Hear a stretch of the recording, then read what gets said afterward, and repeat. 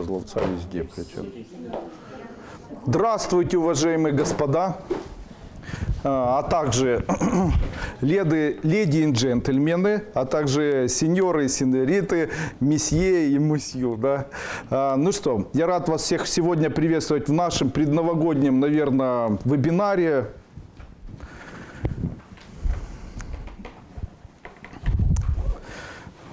Когда я сегодня шел, я думал, что же мне за вебинар провести. А вообще вебинар сегодня я решил сделать таким, чтобы он был посвящен финансовому благополучию. Наверное, мы из-за этого и пришли.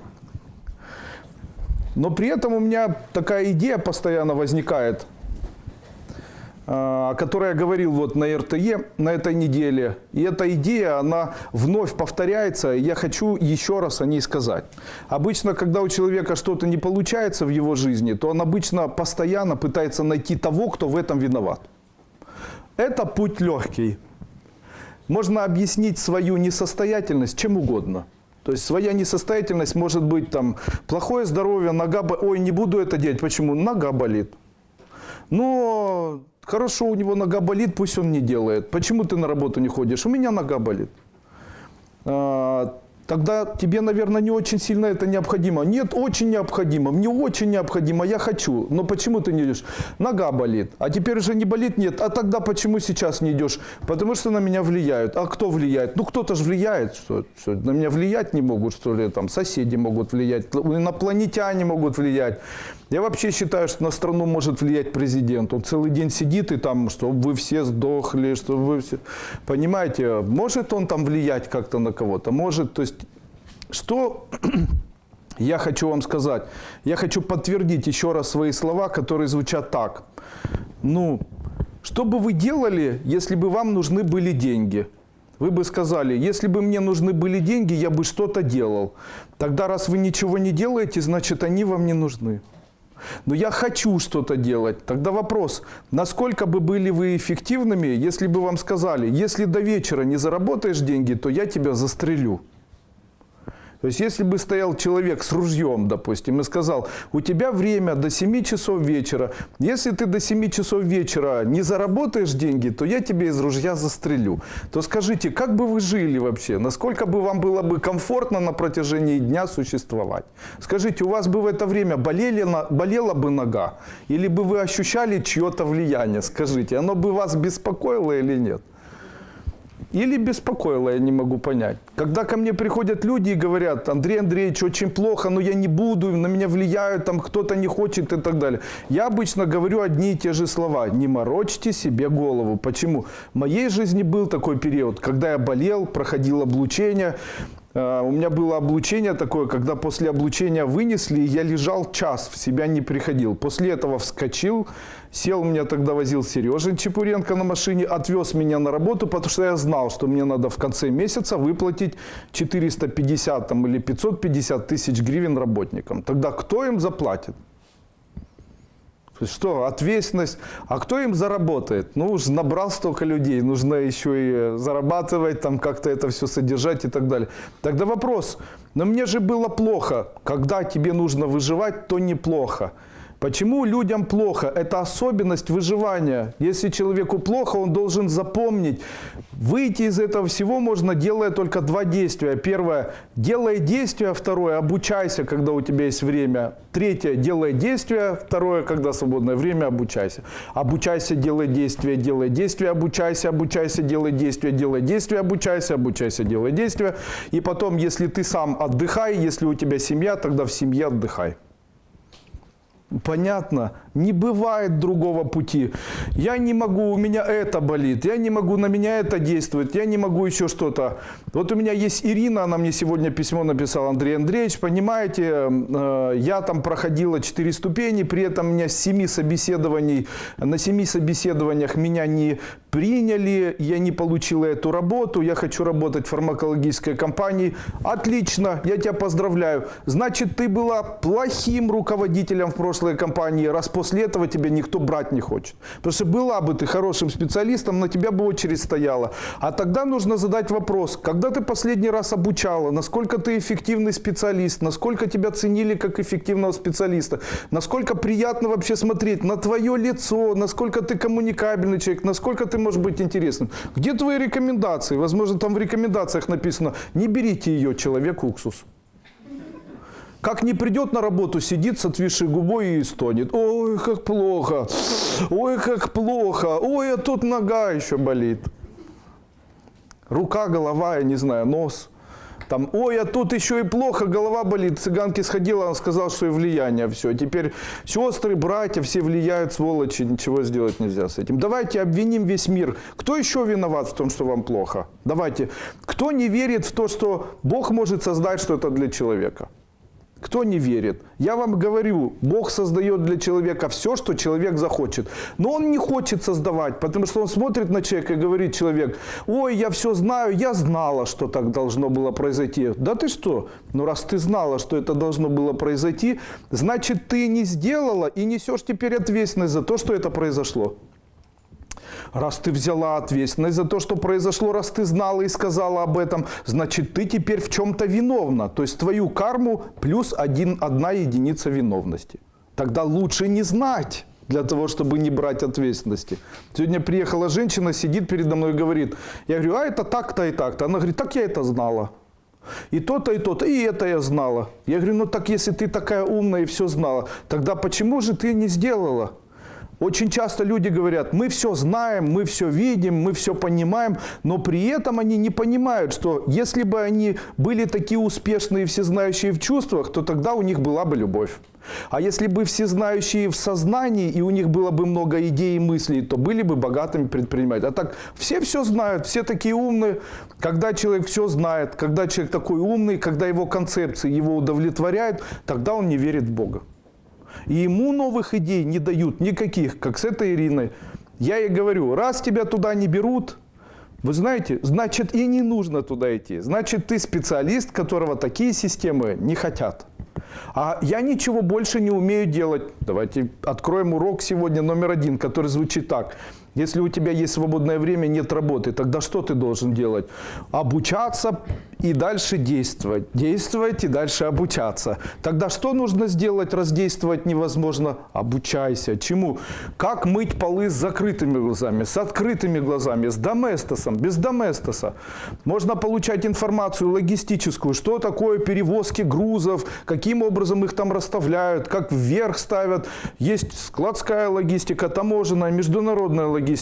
Есть мытье окон, мытье полов, досмотр, палатная медсестра. Дальше администрирование офиса, правильно ответить, этикет, знаете, там так много всего. Администратор ресторанного бизнеса, изготовление продуктов питания. Дома можно делать майонез, на базаре продавать. То есть здесь придумать очень несложно. Покупаем Apple Pen, Apple Pen.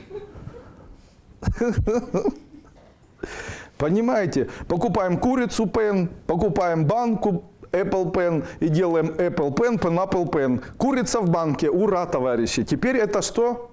Тушенка, дорогие друзья. А если это тушенка, то она дороже, чем курица? Да. А почему? Потому что там половина банки водичка. Это же разумно, да? Смотрите, была курица, была одна банка, половина банки курица, половина банки водичка. Это уже тушенка, она будет дороже, чем курица, да? Почему? Это готовый продукт. Человек пришел в магазин, взял тушенку, наелся. Будут покупать? Будут. А если у вас не берут, тогда что нужно делать? Действуй, обучайся. Действуй, обучайся. Действуй, обучайся. Тогда обучайся, как продавать. А есть целые системы. Там есть системы Флагма.юа, там какие-то Пром.юа, там продам тушенку, продам тушенку, продам тушенку, продам тушенку. Звонят, он говорит, тушенку продаешь, продаю из чего? Из курицы. Когда сделал? Вчера. Документы есть. По документам дорого, без документов дешево. Но документы найдешь, найду. Берете, ищете, продажа тушенки. Звоните человеку, говорите, у вас документы есть на тушенку? Есть, дайте, нате. Вот теперь у вас есть документы на тушенку. Все. Берете те документы, ложите свою тушенку, и у вас все нормально. Только в наших странах это возможно, да. Тем не менее, могу сказать, что пока это возможно, пользуйтесь, друзья мои, это не страшно. Потому что человек говорит, я не знаю, мне очень плохо. Значит, вас не припекло. Хватит себя обманывать. Что за чепуха? Люди очень предприимчивые должны быть. У меня нет сил. Не обманывай себя. Значит, тебя не припекло. Потому что когда припечет, тогда будешь как ужаленный скакать. Мне когда нужны были деньги, я с утра до ночи думал только деньги, деньги, деньги, деньги. Засыпал деньги, деньги, просыпался деньги, деньги. Меня больше ничего не беспокоило. Я знал, что мне нужны деньги, но я, к сожалению, тогда не знал, что можно уповать еще и на Бога. Поэтому я думал, как же мне заработать, где же мне их взять, где же мне их взять срочно, как же мне их заработать. И я тогда не знал, что можно произнести, ну ничего страшного, скоро у меня будет, и там смогу их заработать. И из-за этого ничего не получалось. Почему? Самомнение было расширено очень. Потому что такой умный, потому что такой предприимчивый, потому что такой везучий бизнесменный весь, а куда ни тыкался, ничего не получалось. И после этого не получалось. Почему? Я вам хочу еще раз сказать. Вот, допустим, сегодня был разговор. Я бы хотела заниматься продвижением вашей партнерской программы в интернете. Может у меня это получиться? Вопрос. CRM и UMC, вот эти вот системы, которые сейчас продают в интернете. Когда человек этому обучался? То есть, если обучение было, тогда он может на этом зарабатывать. Смотрите, я хочу водить автомобиль. А вот я вот никогда не водил и вот говорю, ой, срочно хочу водить автомобиль по городу Киева. И после этого говорю, ой, супер, я смогу водить автомобиль? Конечно. У тебя ноги есть? Да. А руки есть? Да. А глаза есть? Да. Конечно, можешь. Но у меня нет прав, и я не умею это делать. А это что нужно? Обучение. Поэтому, когда человек ко мне пришел, он говорит мне, я могу водить автомобиль? Я говорю, да. Его каждый может водить. Я видел даже, как медведь на велосипеде ездит. Но дело в том, что автомобиль водить каждый может. Славе было 6 лет, он уже машину водил. Я рядом садился, он ехал за рулем. Понимаете? А в Египте когда-то. А вот сейчас я могу сказать, что там, если Машу сейчас посажу, она тоже научится рулить, потому что кто-то ее будет обучать. И здесь вопрос, может ли человек водить автомобиль? Может. А если у него прав нет, то он может водить или нет? Он может, только он не умеет. Тогда для того, чтобы он начал уметь, его должен кто-то обучить. Значит, чего не хватает человеку? Обучение. Тогда что не хватает человеку? Обучение. И я это говорю вновь и вновь, вновь и вновь, вновь и вновь. Выбрали что-то делать, надо обучаться. У меня не получается продавать. Тогда какие есть книги? Есть книга, называется «Маркетинговые исследования», есть книга «Маркетинг», есть Библия маркетинга, есть маркетология, есть мерчендайзинг, правильное выкладывание товаров, есть там... Боже, там столько всего, там быстрые продажи. Мне нравятся люди, которые говорят, я с этим бизнесом занимался, у меня ничего не получилось. Отлично. Ты знаешь, что такое холодные связи, горячие связи, ведение дневников, ты знаешь, что такое коммуникация. Ты можешь собирать досье человека, о человеке, чтобы потом этого человека ввести в курс дела. Ты можешь вот так за руку схватить и этому человеку что-то продать. Нет, я не коммуникабельный. Ну тогда кто же тебе сказал, что ты можешь продавать вот так в маркетинге каком-то? Ну мне же сказали, вот вкладывай, найди кого-то, а я ни одного не могу найти. Ну и не найдешь. Почему? Я же не коммуникабельный. Открываешь там, давайте кого, Карнеги, там написано «Искусство коммуникации». Да? После этого начинаем читать, там первая статья. Я был очень молодой, я не знал, что людям очень нравится, когда другие люди улыбаются. Поэтому мой совет Дейла Карнеги – улыбайтесь окружающим людям. Все, теперь почему так? Я продаю что-нибудь. Купите это у меня. После этого купите это у меня, пожалуйста. А что это? Это что-то такое. То есть после этого у человека спрашивают, ну ты же не знаешь, что это такое, ты не специалист в этом. После этого человек говорит, надо обвинить кого-нибудь. Это чепуха, что это за маркетинг. Кто эти люди? Это лохотрон. Вообще, кто этим вообще занимается? А есть успешные. Вы представляете? Оказывается, конечно, неудобно, неприятно и не хочется слушать правду. Неудобно, неприятно и не хочется. Потому что самое простое – это лежа на печи обвинить кого-нибудь. То есть я лег, и после этого от того, что я лежу, у меня через неделю гипертония.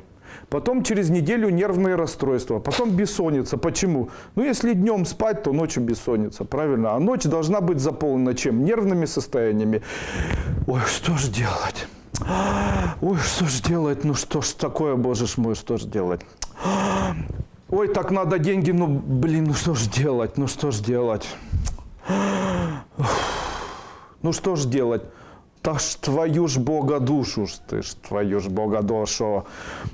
Книгу скачать.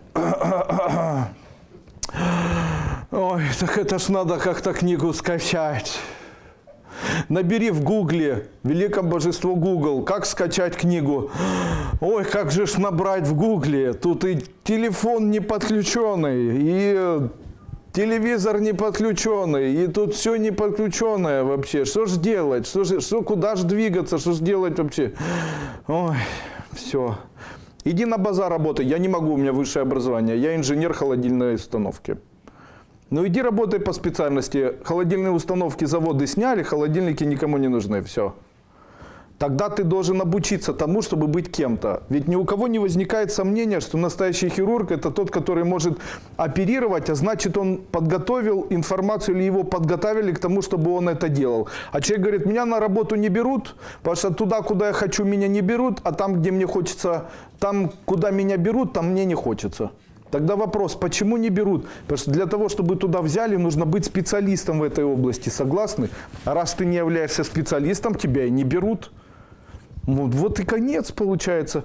А как же сейчас становятся специалистами? Сейчас нет специалистов, которые после института выходят специалистами. Сейчас это неинтересно, не котируется. Сейчас есть всевозможные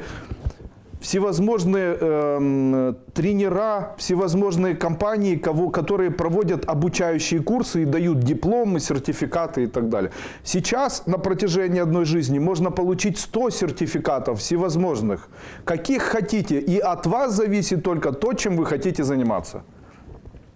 Я когда-то одной девочке говорил, слушай, она говорит, я знаменитый маркетолог, обучилась маркетингу, а теперь я собираюсь заниматься тем, что буду снимать квартиры однокомнатные, за квартиру буду платить там $200, но эти квартиры буду сдавать посуточно, на этой разнице буду работать. Я говорю, ты специалист, где брать тех людей, которые будут снимать? Или ты знаешь вообще, как это? Ой, вообще, что тут, это очень несложно. У меня есть $2000, там я сейчас сниму 4 там, или 5 этих квартир, у меня появится сразу кучу клиентов, у меня уже такие люди есть, я еще хочу партнера взять, чтобы он ходил, там сдавал и так далее. После этого рассказать, чем закончилось. Спустя 7 месяцев она убегала и скрывалась по всему Киеву, потому что ездил мужчина с битой и хотел ей выбить зубы.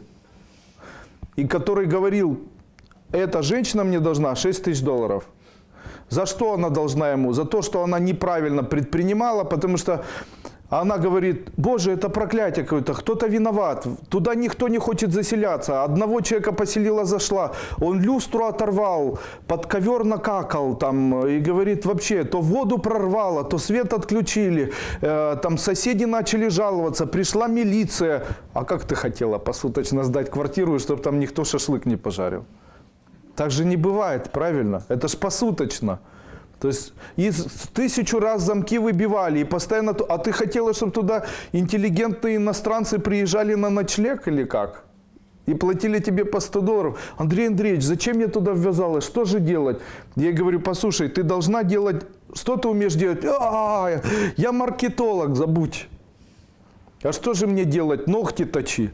А это что такое? Берешь ноготь, берешь пилочку и точишь, и все. И после этого есть вот такие компании, которые быстро проводят обучение, они стоят, у тебя есть там $100? Есть. Ну вот на Троещине, это Киевский район такой, который находится за Киевом, куда тяжело добираться. Я говорю, едь туда, там сейчас курсы по маникюру, иди устраивайся, чтобы ты начала делать маникюр, и после этого делай маникюр. Сначала был маникюр, педикюр, потом научилась волосы обрывать, потом уже научилась и ботекс вводить, сейчас она уже и татуировки делает, и ботекс, и чуть ли пластические операции на дому не делает. И после этого приходит и уже модная. Я говорю, тебе не страшно? Не страшно, никто не умер. Я говорю, отлично, пока еще. Я говорю, ну ты напрасно туда лезешь, все-таки там уже нельзя так просто. Она говорит, ну а что мне делать? Ну остановись хотя бы на волосах. Остановись хотя бы на волосах. То есть уже дальше не надо филлеры ставить и ботокс вводить. Я думаю, это уже переход не в ту сторону. Она несколько дней назад приходила, ей говорю, послушай, а ты помнишь, как все это было? Помните эта песня? Ты помнишь, как все это было?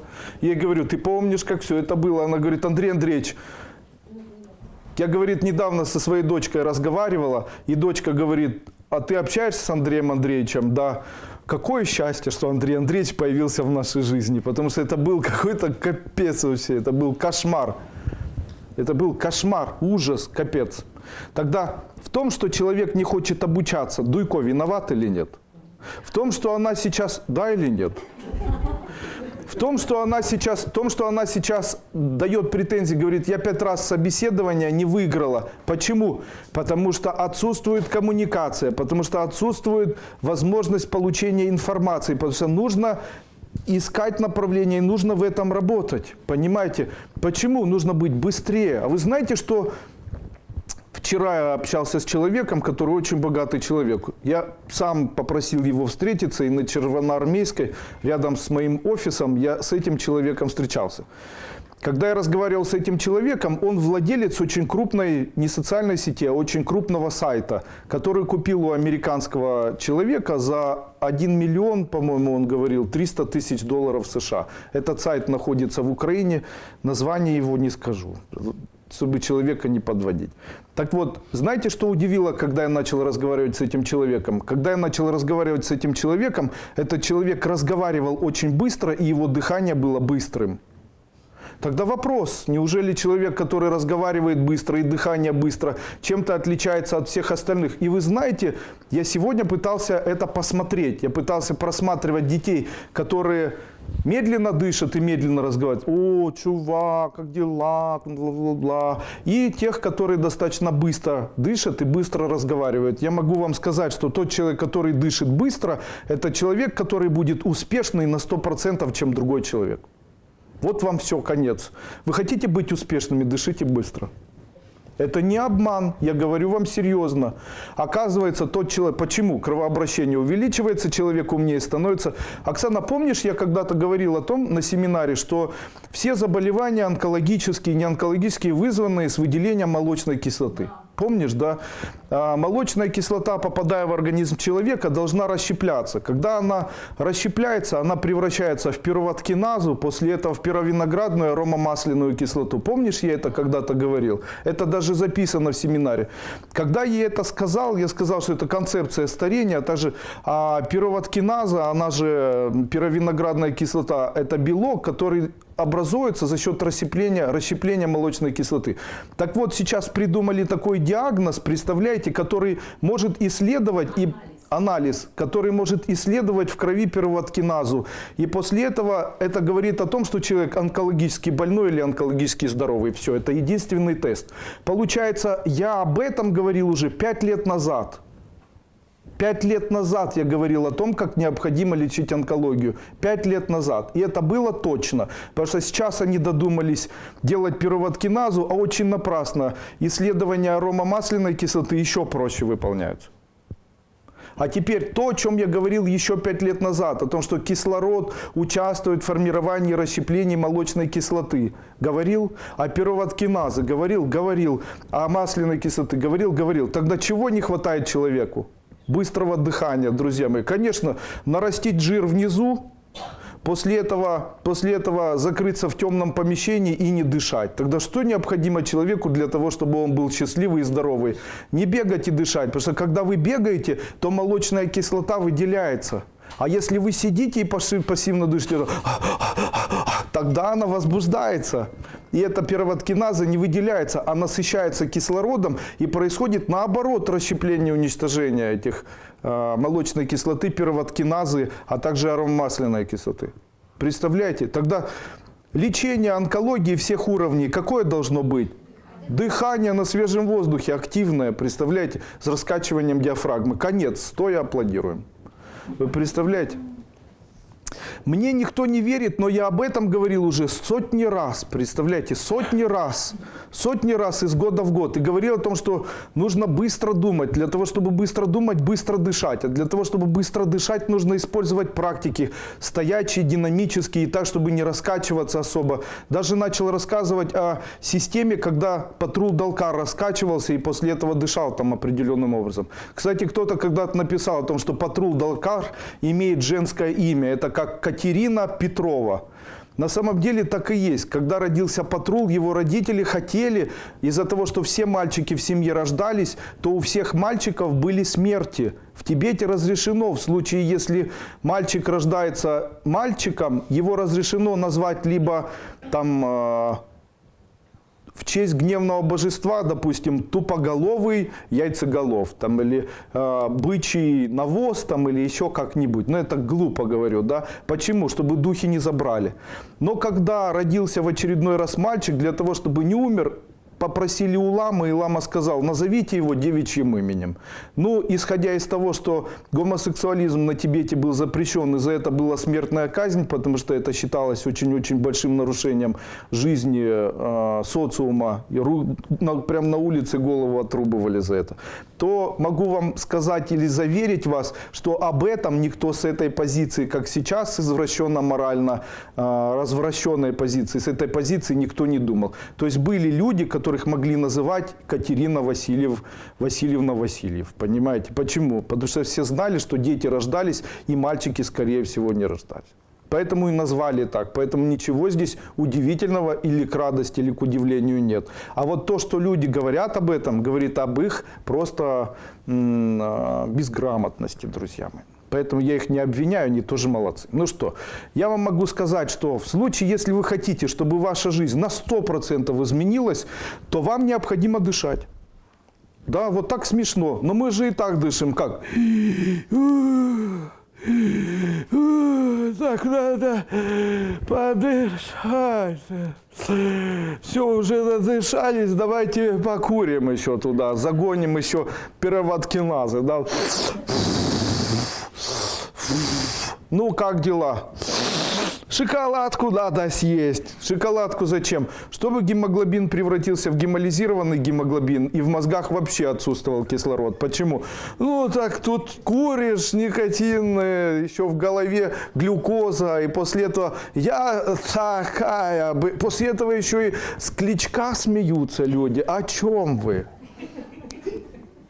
Я с людьми встречаюсь. Здравствуйте, Андрей Андреевич, здравствуйте. Я хочу поговорить, потому что у меня где-то жена, и как на этого. И, а вот еще и говорю, что а вот что и дочка моя. И туда и сюда устраиваюсь, и когда. И а вот он говорит, что когда было, тогда нет, а сын.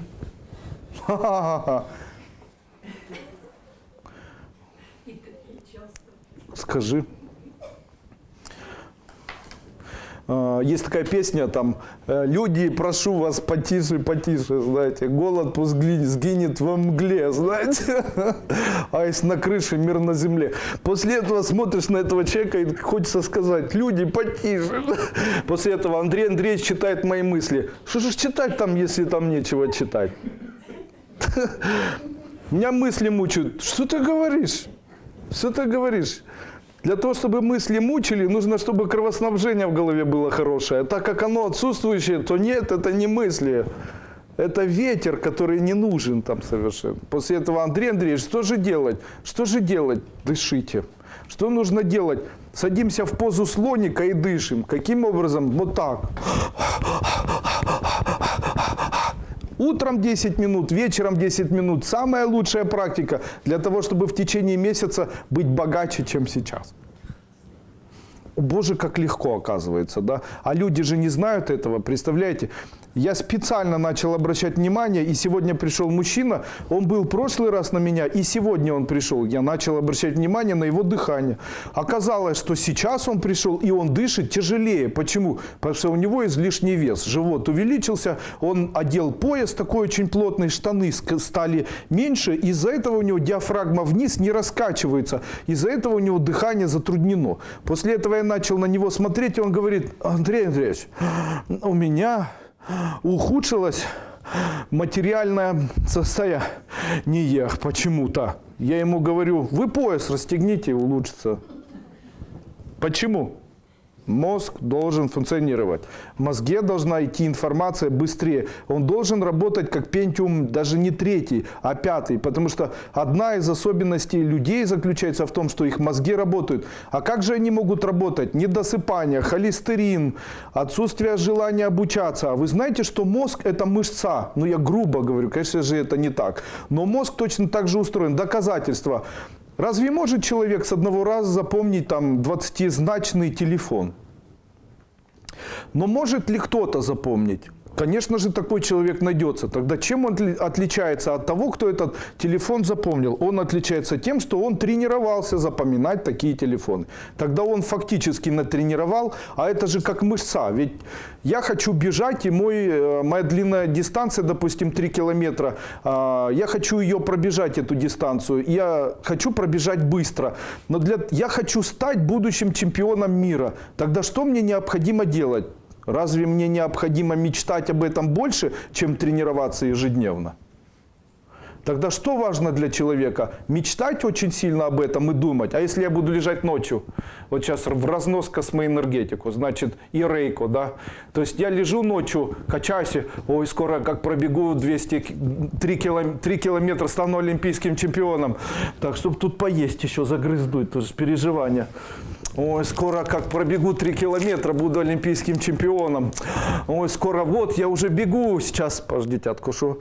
Вот ленточка моя финишная. Скоро приду, и ты меня примешь. Примешь ты меня нынешнего. Нам не жить друг без друга. Ура, товарищи. Я бегу к ленточке финишной. Все, надо спать. Все, сплю. На следующий день в 11 часов. Так надо хоть чуть-чуть поприседать. Так. 1 раз, 2 раза. Это не важно. Главное космоэнергетика. Силою космоса, а также саблею Громозорга призываю саблезубых тигров в виде ангелов Иисуса Христа и Николая Нострадамуса и графа Сен-Жермена проявись во мне, чтобы во мне включилась энергия, сила космоса и знаний высших разумов, чтобы я пролетел эту ленточную черту. Ну, конечно, если тебя взвешивать 1 раз в неделю, то каждую неделю будет плюс 2 килограмма. После этого, ну что ж такое, Тогда что нужно делать? Тренироваться. То есть влияет ли мысль на тренировку? Друзья мои, мысль на тренировку не влияет, потому что можно сесть перед тренажером ходьбы там каким-нибудь и делать так. А я бегу.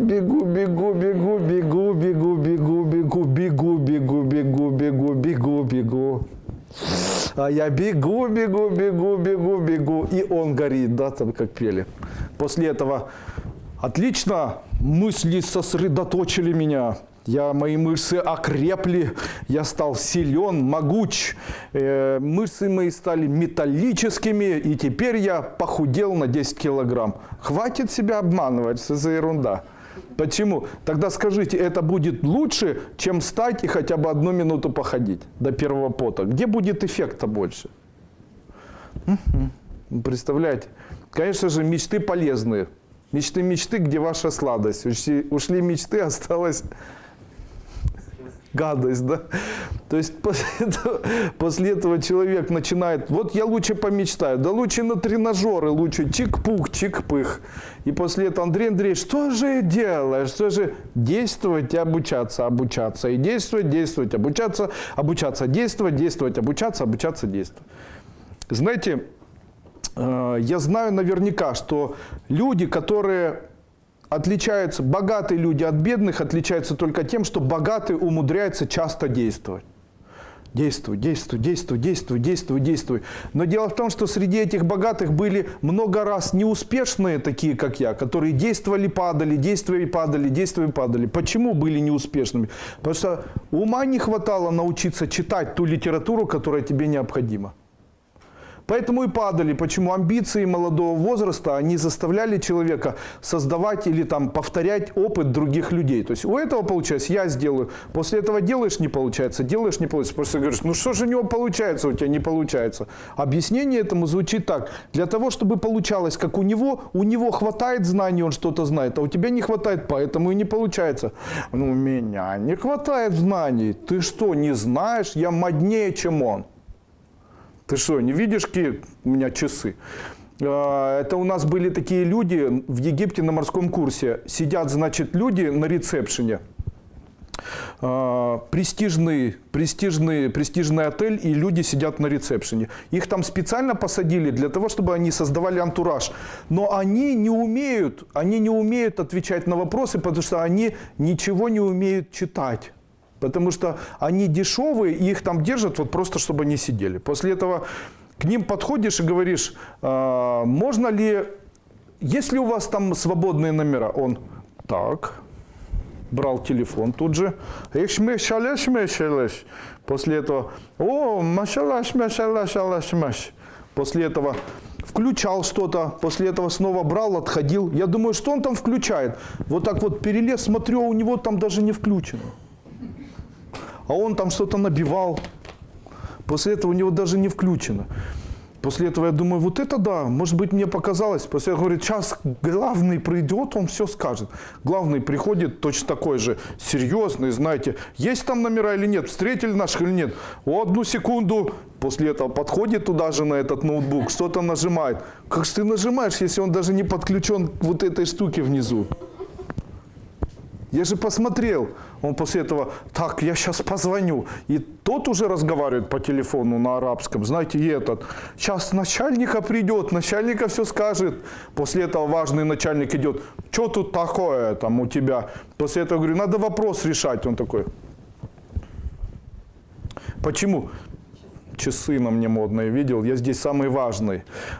Туфли на мне модные, штаны модные, понятно, я самый важный. После этого, разве я не решил вас вопрос? Так мне не это надо, я понимаю, что ты важный. Я всегда решаю здесь для решения вопросов. Ну тогда скажите, сделали или нет? Что он от меня хочет? Что не видишь, какие у меня часы? Или ты не видишь, какие на мне туфли? Я уже все, вопрос решен. После этого... Вопрос решен, да, решен вопрос. Тогда почему вопрос не решен? Что он от меня хочет? Какой-то идиот вообще. После этого они вопросы не решают. Почему? Чтобы решать вопросы, надо было в школе учиться. А их там поставили для антуража, они там мебель. Они не готовы были решать никакие вопросы. Поэтому я говорю, они не решают вопросы. Что же они все вместе делают? Я говорю, они создают образ престижа отеля. Понятно? Не может быть. Я говорю, ну вот смотри, я тебе докажу сейчас. Давай придем туда, перелезешь и посмотришь. Горит у него то... Директор пришел, тоже сел и поклацал. Понятно? Почему? Потому что важно поклацать, чтобы все видели, насколько это красиво. Понимаете? А директор должен быть какой? На машинке ездить, часы красивые иметь, в штанах наглаженных. Поэтому... Давайте решите нам вопрос. Конечно, вопрос решу, тут все нормально. Я же, видишь, в туфлях, в часах, все хорошо, улыбаюсь. Как дела? How are you? I'm fine, все нормально. После этого подоконник как был отломан, так и отломан. Ну так давайте решать вопрос. Конечно, вопрос решается, все нормально, вот часы, вот все. Так когда же будет подоконник? Все хорошо, подоконник. Ну так а когда подоконник? Подоконник. Все, никогда. Почему? Надо это знать или это понимать. То же самое у людей происходит. Люди очень часто не понимают, что нужно обучаться, что это обучение основа вообще и предпринимательской деятельности, и бизнеса, вообще всего. Человек должен обучаться, это одно из основ. Но человек не хочет обучаться, и даже когда начинает становиться кем-то, он говорит, да я это и так знаю. Вот, допустим, у него магазин плохо торгует. Когда магазин плохо торгует, это о чем-то говорит. То есть, либо нужно обучать сотрудников. Говоришь, когда вы обучали сотрудников? Ой, что там их обучать? Я и сам их обучу. Хорошо, когда вы их обучали тогда? А чему их еще можно обучать? Они и так все знают. Хорошо. Они умеют продавать, но они же продавцы, от слова продавец. Значит, продавать, значит, умеют. Ну, когда вы их обучали продавать? Сколько у вас посещает людей? Не знаю. А посещают вас люди, не знаю, но здесь хорошее место. Ну а вы знаете, этим людям надо этот товар? Не знаю. Ну так ты знаешь, как продавать этот товар? Знаю, я могу стать и сейчас напродаю кучу товара. Ну, стань. После этого стал, там люди заходят, он им продает этот товар. Он ушел, товар не продается. Я говорю, ну видите, раз у вас получается продавать, а у них нет, значит их нужно обучать продавать, как вы. Он говорит, ну а как это сделать? Я говорю, конечно, вы этого сделать не можете, потому что для того, чтобы вы это сделали, у вас должна быть еще одна функция. Вы должны знать, как обучать. А для того, чтобы знать, как обучать, нужно тоже обучиться тому, как преподавать. Понимаете? И здесь, куда ни ткнешься, везде знания, знания, знания. Кто же виноват, что в большинстве своем люди не хотят получать знаний и в итоге становятся или в итоге есть безграмотными людьми? И это не обвинение, это как бы констатация фактов. Но уже бывает так, что человек говорит, ой, я открыл книгу и никак ничего не получается. Тогда это о чем говорит? О том, что мозги так атрофировались без тренировки, что уже не могут получать информацию, они не хотят, они не умеют. Как человек говорит, смотрю ваши ступени, засыпаешь, слюни вытекают. Андрей Андреевич, что это такое? Это мозги атрофировались, они уже ничего не получают. Нужно что делать? Садиться и дышать. Засекайте 5 минут, ложите вот так ручки. Сегодня я заставлю вас это делать. Сейчас я напишу себе, будем сегодня дышать. Перед Новым годом хоть чуть-чуть мозги прокачаем. Дышать. Сегодня делай как я, делай лучше меня.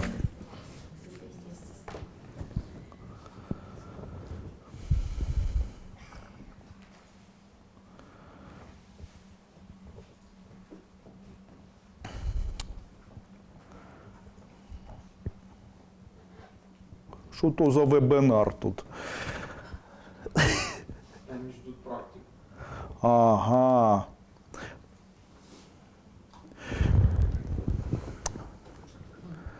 А вы знаете, что практики уже идут? Нет, серьезно. Практики, как стать богатым, они уже идут. Вот они прямо сейчас проходят. То есть человек говорит, как же стать богатым? Дайте практики. Хорошо. Человек меня спрашивает, Андрей Андреевич, я хочу пробежать 3 километра. Дайте практику, как пробежать 3 километра. Я ему говорю, практика заключается в 2 элементах. Первое, каждый день представляй, будто ты добегаешь первым и пробегаешь вот эту ленточку. Второе, становись на тренажер и беги еще 3 часа. Человек говорит мне, хорошо, я буду это делать. После этого тренажер, неважно, буду представлять только, как я бегу по этой черте. Или бегу и добегаю. Но вот в случае, если бы он начал бежать, то в тот момент, когда человек добегает до вот этой черты, он добегает не один, а вместе с ним 10 или 20 человек. И вот в этот момент знание того, что он может быть первым, дало бы ему дополнительные силы. И тогда бы он наверняка добежал бы до этой линии или до этой ленточки финишной. И обязательно бы это было за счет того, что он до этого визуализировал, как он ее пробежал. И это было бы полезным, согласитесь. А так визуализация без тренировки была бы неинтересной. Так вот, вы сейчас, когда я это все говорю, вы бегите. Вы сейчас по-настоящему бегите, а потом то, что я буду говорить, это просто визуализация финишных ленточек, понимаете? А вам кажется, что визуализация финишных ленточек это гораздо важнее, чем бег. А это не так, потому что бег важнее. Раньше я говорил, что эзотерика управляет миром. Я не исключаю, это тоже так. Но дело в том, что эзотерика заключается в том, что она должна быть тоже нелегкой. Это сложный путь. Это мантры по 108 раз. После этого находится, а 20 можно прочитать, Андрей Андреевич? Это, знаете, Джамшут и Равшан. Знаете, Джамшут говорит, а 108 раз можно не считать эти. Ему говорит, конечно, давай 21 раз. А если я одну камушка потерял, можно меньше? Можно, конечно. А если тебе дам $100, можно меньше? Конечно, давай $100, читай 10 раз. Все.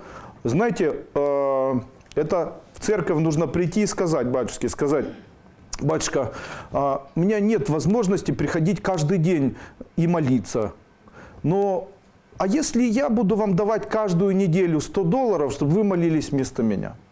Можно будет так? Вы Богу будете молиться вместо меня. Он скажет, конечно, отлично. А я ему скажу, а если я буду вам каждую неделю платить $1000, можете заставить всех, кто в церковь приходит, дополнительно для меня молиться? Скажет, конечно. А если я вам дам 10 тысяч долларов, то вы можете попросить и в соседних церквях 10, чтобы они тоже каждый день утром и вечером за меня молились, чтобы я был здоровым. Он сказал, ну конечно, конечно, все нормально. Скажите, какая будет разница и где будет больше толка, если вы будете сами молиться, либо будет 10 церквей молиться за вас? Хотите, я скажу по-честному, сам будет больше толка. Сам будет больше толка. Почему? Потому что это энергетическое, а не физическое влияние. Почему энергетическое, а не физическое, я об этом говорю на ступенях. Подскажите, пожалуйста, как избавиться от любовной зависимости, от навязчивых мыслей человека, с которым расстались? Я скажу сейчас глупость, но если в нее поверить, сразу же отпускает. Это глупость, но она отпускает. Для того, чтобы избавиться от любовной зависимости от человека, нужно обязательно найти жертву, с которой нужно переспать несколько раз. Не получается. Ребята, значит, надо найти такую жертву, которая бы нравилась, или которой бы нравились вы. То есть надо, чтобы кто-то обязательно вскружил голову, понимаете? Это у вас один раз было или несколько? Я говорю, я пыталась. Послушайте, вот и говорите, как пыталась. Послушайте, все нормально. Это опыт, который веками создавался. И то, что у человека не получалось или получалось, это все ерунда. Если не получалось, это говорит о том, что один раз это делалось. Дело в том, что есть такой анекдот про поручика Ржевского, у которого спрашивают, почему вы такие популярны среди женщин? И поручик Ржевский говорит, просто я после бала подхожу к каждой даме и говорю, а поехали со мной в номера? И говорит, ну так же можно и на дуэль попасть, и оскорбить женщину, и перчаткой по лицу получить. Он говорит, как правило, именно так и происходит. Но на каждые тысячи предложений обязательно одна соглашается. Поэтому вот вам и упертость. Поэтому, когда человек говорит, я один раз попробовал и у меня не получилось, он создает неправильный для себя информационный вывод. Дело в том, что когда люди говорят, у всех, то нет, это ваш путь и это ваши один раз. Или ваши 3 раза. У меня было... Это вы себе придумаете. Да-да. Конечно, конечно, конечно. Вы знаете, тоже пекло. Все нормально. Конечно, я это все знаю. Даже не печет, а знаете как, обидно. Потому что в моей жизни было так. Содержишь и помогаешь, и думаешь об этом, и заботишься, и поднимаешь, и там еще что-то делаешь. А потом вдруг происходит разрыв. И получается обидно, знаете. То есть ты думал, это было частью твоей жизни, там, любовь мифическая, гипотетическая и так далее. После этого единственное, что помогает, вот то, о чем я сказал. Все. После этого это самый простой способ. Знаете, вот если закрыть глаза и сделать, все нормально. Пусть в душе печет. В душе печет, а там все остальное, потом все нормально. Я очень извиняюсь, если это кого-то оскорбило. Очень извиняюсь. Это невозможно сделать, как обычно люди говорят. Но я вам даже больше скажу. Дело в том, что самое интересное, что есть в нашей жизни, это неправдивость людей, которые живут обыкновенной жизнью. Это бесконечное самовнушение и самоложь. Бесконечная ложь, самовнушение и ложь. То есть человек сам себе лжет. После этого от этой ложи отталкивается. А после этого говорит, я попал в петлю. Какую петлю? Я не могу, потому что он не может, а потому что у меня нет возможности, потому что он не может. Все.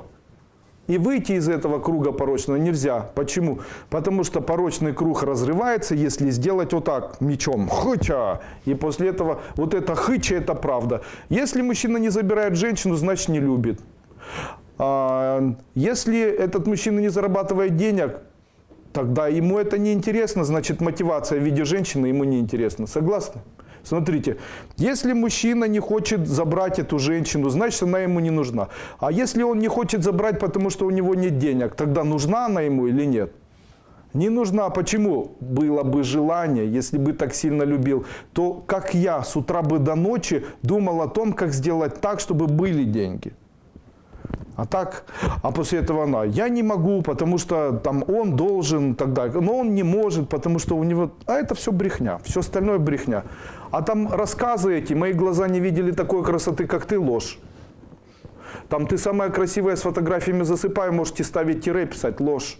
Почему? Это ложь, это ложь. Это ложь, потому что если бы спал с фотографией, думал, пешком бы пришел. Я знаю людей, которые проходили, которые шли пешком, вы представляете, с Тюмени к Москве. Потому что у человека не было денег, он хотел прийти в Москву. Он шел пешком. Там добрых 3000 километров. Вот на это ему понадобилось 6 или 7 месяцев. И человек сносил обувь, проходил города и пешком дошел. Почему? Надо было так, знаете, надо было.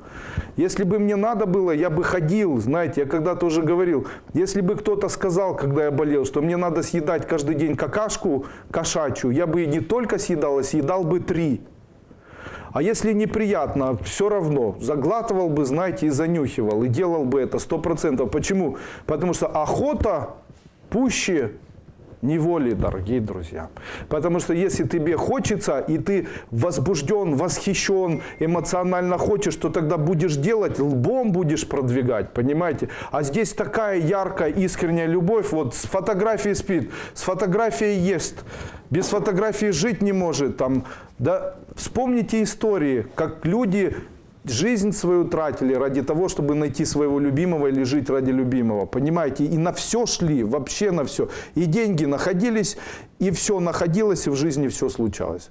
А там это все ложь. Потому что я не верю в это. Почему? Мне в моей жизни не было никогда никаких законов. Если хотел их заставлял себе делать, то обязательно всегда на 100% этого добивался.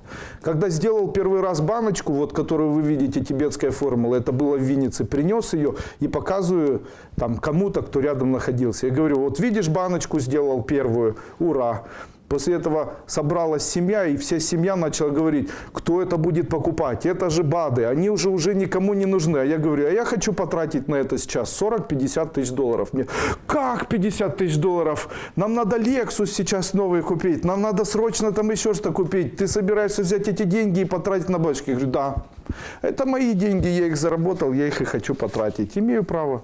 Нет, это же невозможно, это полная ерунда. А кто это говорит? Ведь у тебя никогда не получалось ничего. У меня всегда эти деньги заработал сам. То есть у тебя не получается, у тебя и не получится. И потом не получилось, и совсем ничего не получилось. Почему? Потому что одна из особенностей. Сначала мне нравились травы, потом я их наколотил, потом сделал из них баночки, а потом начал продавать. А там... Как бы могло идти? Ой, это вообще никому не нужно. Есть 1000 китайских компаний, которые возят. Зачем это вообще кому-то? Те, что мало, зайди в аптеку, там полно всего вообще. Понимаете, это правильный путь или неправильный? А что я делал? Ну, если я хочу, то почему нет? Обычно я говорю следующие слова. Если кто-то уже это сделал, у меня тоже должно получиться. Значит, это путь правильный. После этого и баночки делал, и мясом торговал, и мясо с Польши возил, и рестораны открывал. И рестораны, и хотер-пабы, и после этого большие рестораны, и фастфуды. И занимался тем, что занимался. Пришел к замминистру Министерства финансов Украины, департамента там определенного, я об этом не скажу, и говорю замминистру, вот вам подарок от меня, я бы хотел, чтобы внизу вы поставили дверь. И в эту дверь никого не пускали. После этого я посажу своего человека, и этот человек будет брать номера телефонов у этих людей, и мы вас разгрузим, и вам не придется там платить деньги, чтобы делать какие-то лицензии. Пусть они делают все через нас. И после этого я делал лицензии на протяжении 5 лет. Министру, замминистру платил, все заработали деньги. Все. Раз бюрократическая машина должна бюрократировать, значит, нужно улучшить ее состояние бюрократии. Почему? Так как она не справляется. Поэтому я могу сказать, что для человека, который нашел какую-то идею, единственное, что он может сделать, это что-то сделать. Вот люди говорят, я не знаю, что мне делать, я не знаю, чем мне заниматься. Ответ такой, я не хотел сникерса. Потому что я его никогда в жизни в советское время не видел. Мне не хотелось джинс. Почему? Потому что я никогда джинсы в советское время не видел. А потом у кого-то появились джинсы, и появились сникерсы, и я их захотел. Теперь хочу все время. Тогда вопрос, Что нас отличало от того момента, когда я их не хотел, и того момента, когда я их захотел? Отличало то, что у меня появилась информация, знание, что сникерсы бывают. Поэтому, когда вы чего-то не хотите, говорит о том, что или не знаете, что делать, вы правильно отвечаете. У вас не хватает знаний. А где эти знания можно найти? Это дополнительные знания о том, какие существуют виды работ. С чего нужно начинать? Открывайте товарно-номенклатурный справочник разных специальностей и смотрите, какие в априори существуют специальности на территории Советского Союза, и, там, Российской Федерации, Казахстана и так далее. После этого там первое, насколько я помню, там повар на судах, кок, подходит или нет? Нет. Нет, ну кок, ну нет, ну кок. Хотя что, дочка уже взрослая, я молодая, может на судно коком устроиться. После этого, так, как обучаются на кока, есть ли какие-нибудь семинары и так далее. Понимаете, после этого можно найти, что ты захочешь. Не обязательно же всем покупать в Китае, чтобы продавать на Украине. Тоже, кстати, хорошая идея. Сейчас же Alibaba работает. Можно купить туфли там, сюда привезти, здесь продать. Ничего и делать не нужно. Сейчас столько всего существует. Существует кольца на палец, за счет которого грудь увеличивается даже. Много женщин, которые хотят маленькую грудь иметь или большую? Наверное, много. На один палец одеваешь, грудь растет, на мизинец худеет живот. Все отлично. Почему? Согласно. Кто носил? Это придумано еще японским императором Хошимином, знаете. Это я говорю сразу о маркетинговой программе, понимаете, чтобы также им все императоры были худыми. Почему? Кольца такие носили. Только и меняли с указательного на мизинец, с мизинца на указательный. А почему фотографии разные? На одной фотографии большие щеки, маленькая грудь, а на другой большая грудь, маленькие щеки. Ну вот не успевала, здесь нарастала, а здесь исчезала. Понимаете?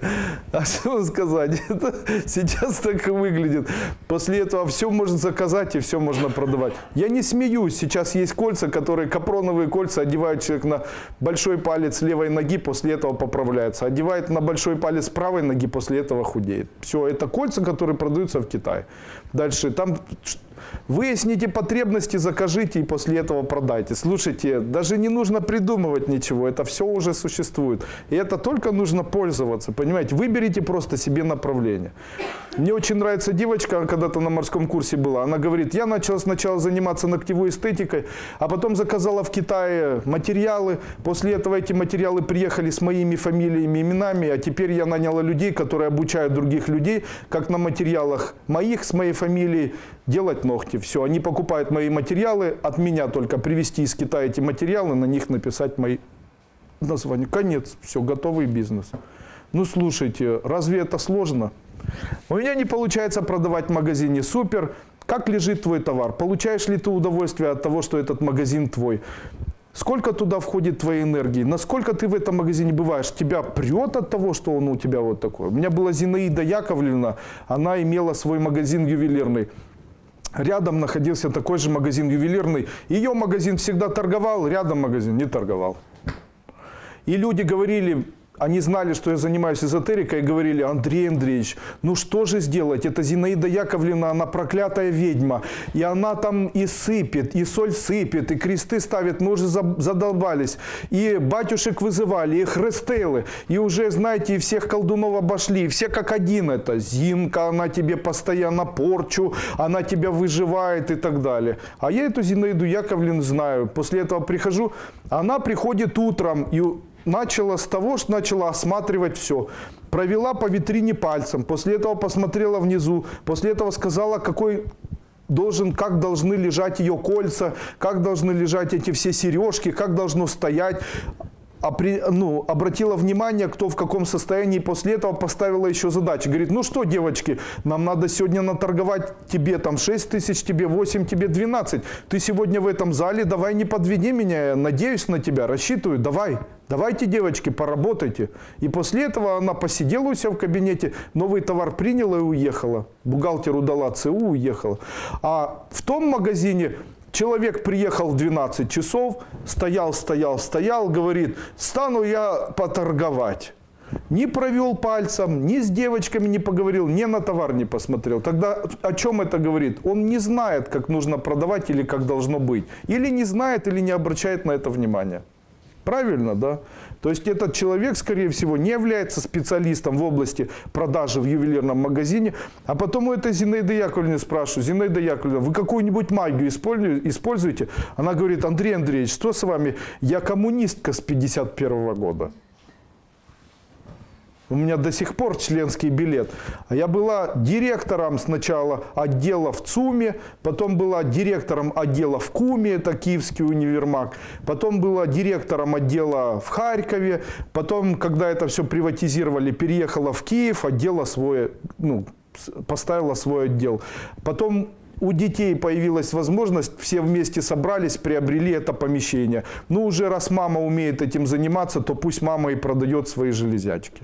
И после этого говорит: вот и уже вроде старое, и уже не нужно это все, а все равно нравится мне. И говорит: мне нравится, я так люблю это все, Андрей Андреевич. Вот разве оно некрасивое? Вот смотрите, ой, красиво это. Вот, а вот так вот как красиво. Здесь красненькое, здесь зелененькое. Это у меня была одна женщина, в Украине был кризис. Все люди, которые занимались ювелиркой, они приезжали и начинали делать так: ничего не продается, очень плохо, у людей нет денег, что же они купят, колбасу или хлеб? Эти аренды сумасшедшие, мы закрываемся, тонем. Я говорю: ну убейте себя веслом, вы стонете вообще. После этого приезжает женщина такая вся дерганая, вот в таких линзах в очках, Таня зовут, и говорит мне: я из Ялты. Я говорю: здрасте. Я говорю: ну, по вам заметно, что вы из Ялты. Рыжие волосы, вот такие очки с такими линзами, вот такая вот почему-то, знаете.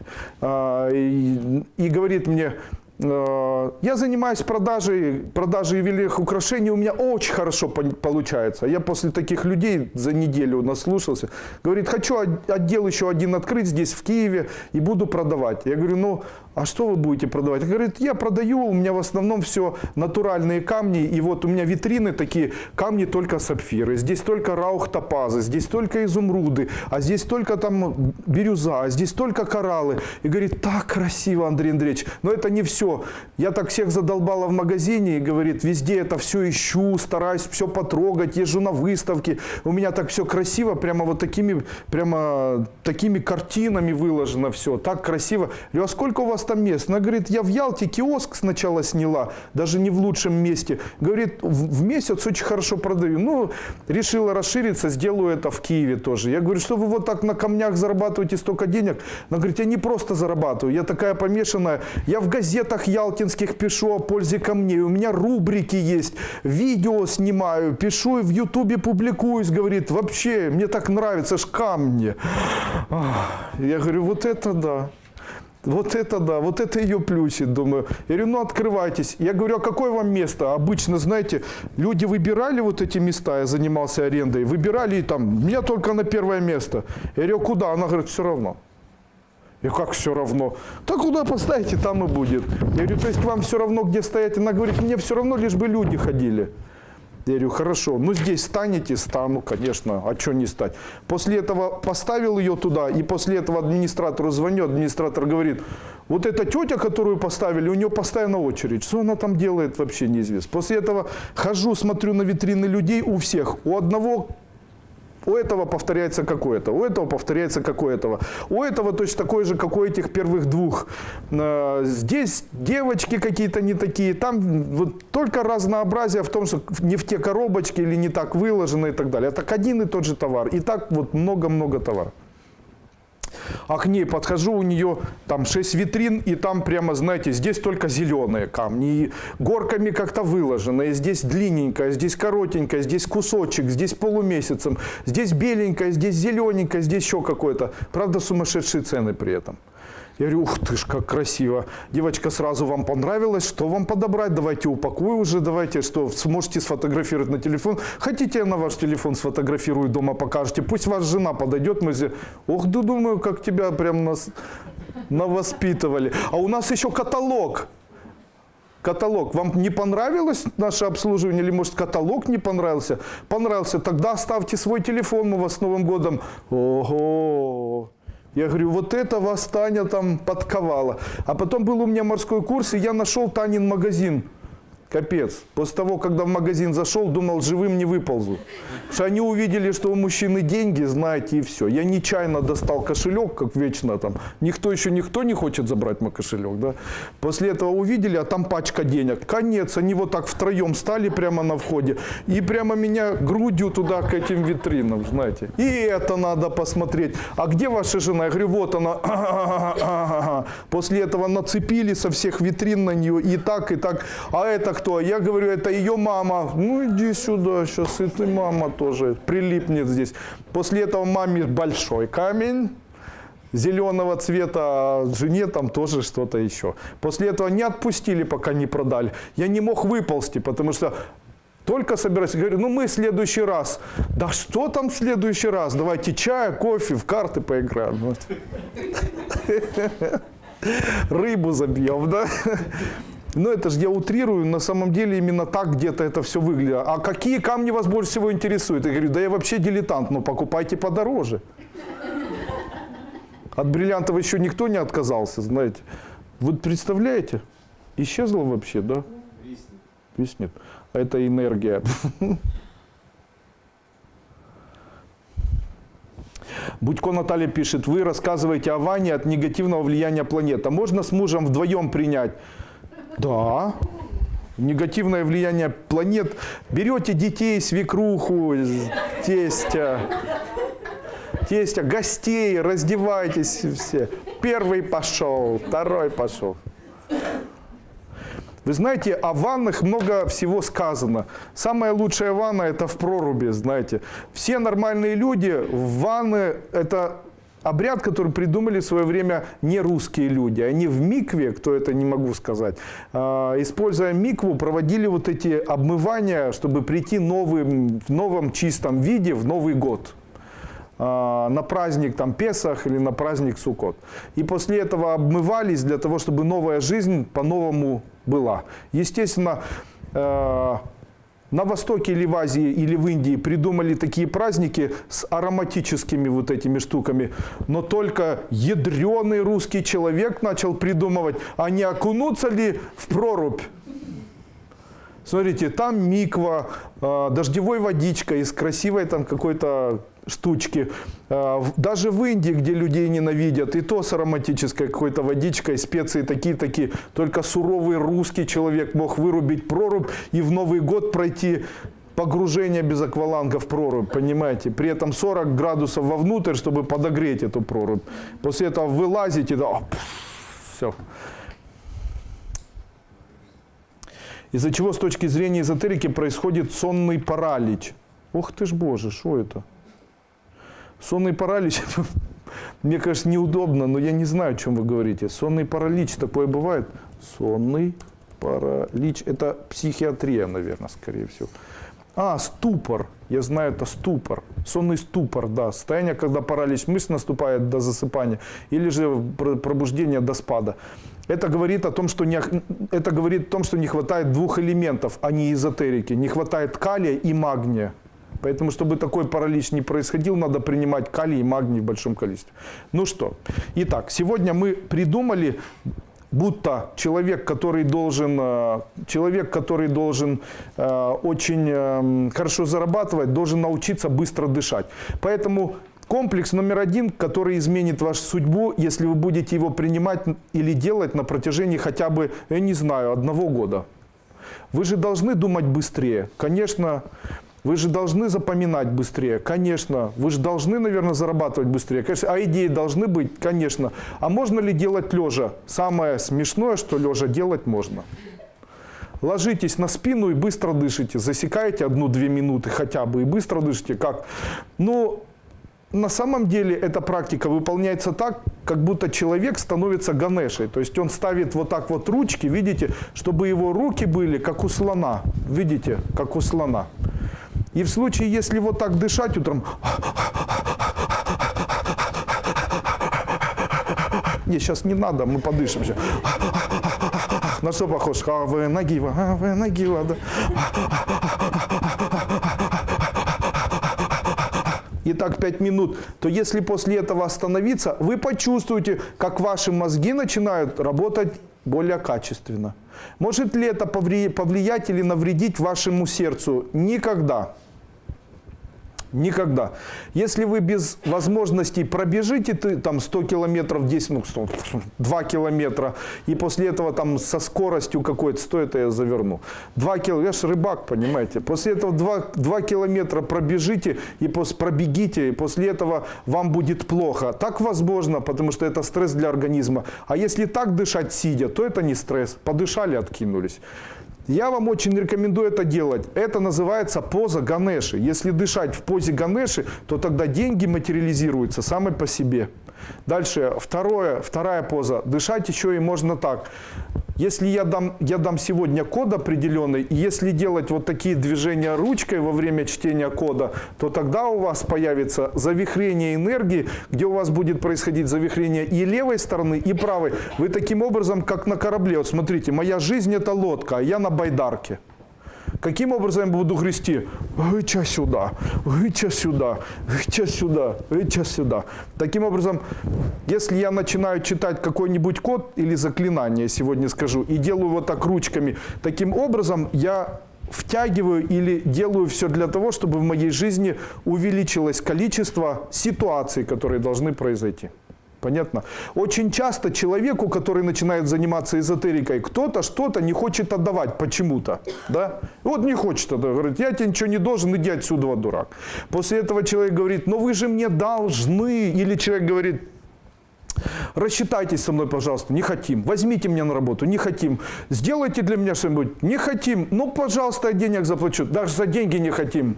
Это говорит о том, что у человека все входные чакры работают только на выход. Каким образом они работают и что это такое, сейчас говорить не буду. Но как можно это быстро изменить? Существует специальный метод, я сейчас о нем расскажу. Я рекомендую вам использовать ту программу, которую я вам сегодня покажу и с вами отработаю, на протяжении хотя бы 1 месяца. Если вы поделаете 1 месяц, вы будете в шоке и в восторге от того, что с вами будет происходить. 1 месяц даже, 1 месяц. У вас праздники идут, вот 1 месяц праздников поделайте. Что нужно сделать? Итак, я подарю свой семинар «Доктрина бизнеса». Кто нарисует или кто скажет, какой знак необходимо нарисовать у человека в его энергетическом коконе, для того, чтобы окружающие люди хотели что-то для этого человека делать. Правильно, Саша, тебе не нужно, наверное. Человек должен нарисовать на своей груди 6-угольную звезду, представив, будто она там светится золотым цветом. Данная звезда называется Исраэль. Исраэль. Иудейская. Не надо оскорблять. Не надо оскорблять национальное меньшинство.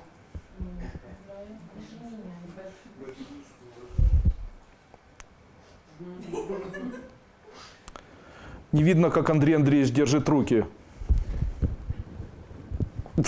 Вот так.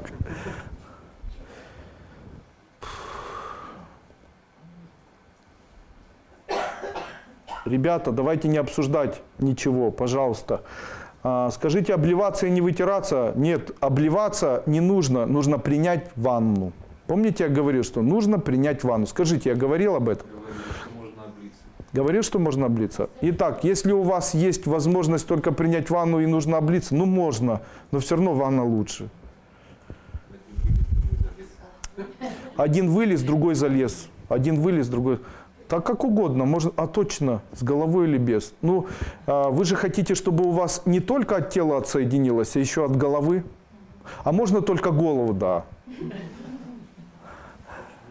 Ныряйте, да. А можно вылить в прорубь во время крещения.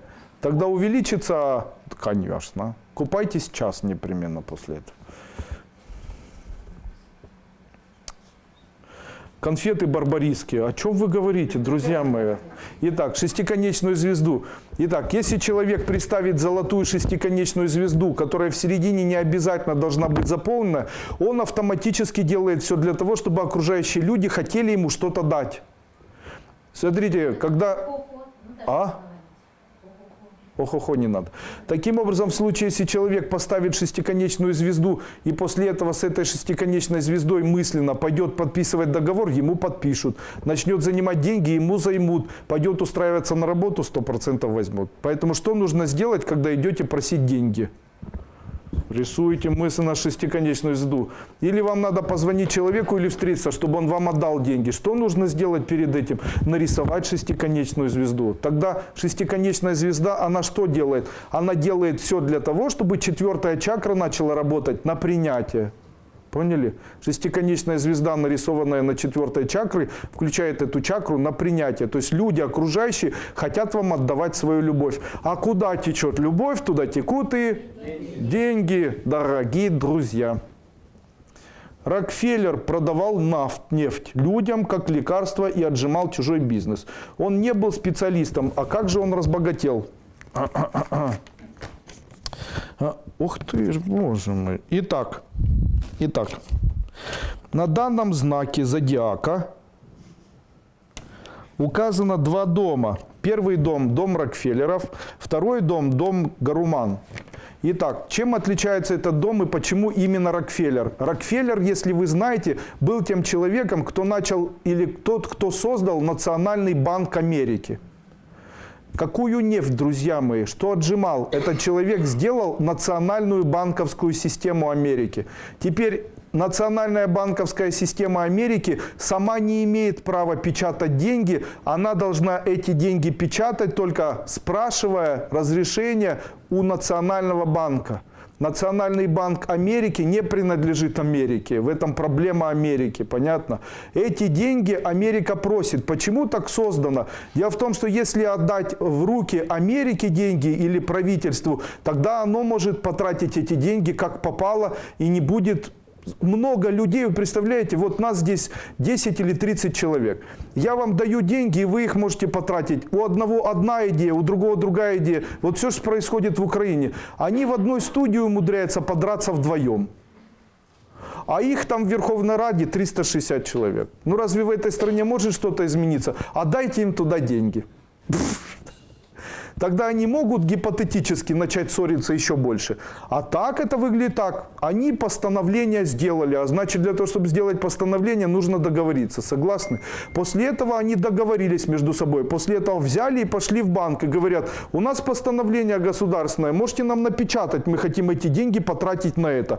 Банковская система, которая тоже американская, она проверяет это все и говорит, хорошо, это не влияет на политику, не влияет на идеи страны, это полностью соответствует нашей концепции страны, хорошо, мы согласны.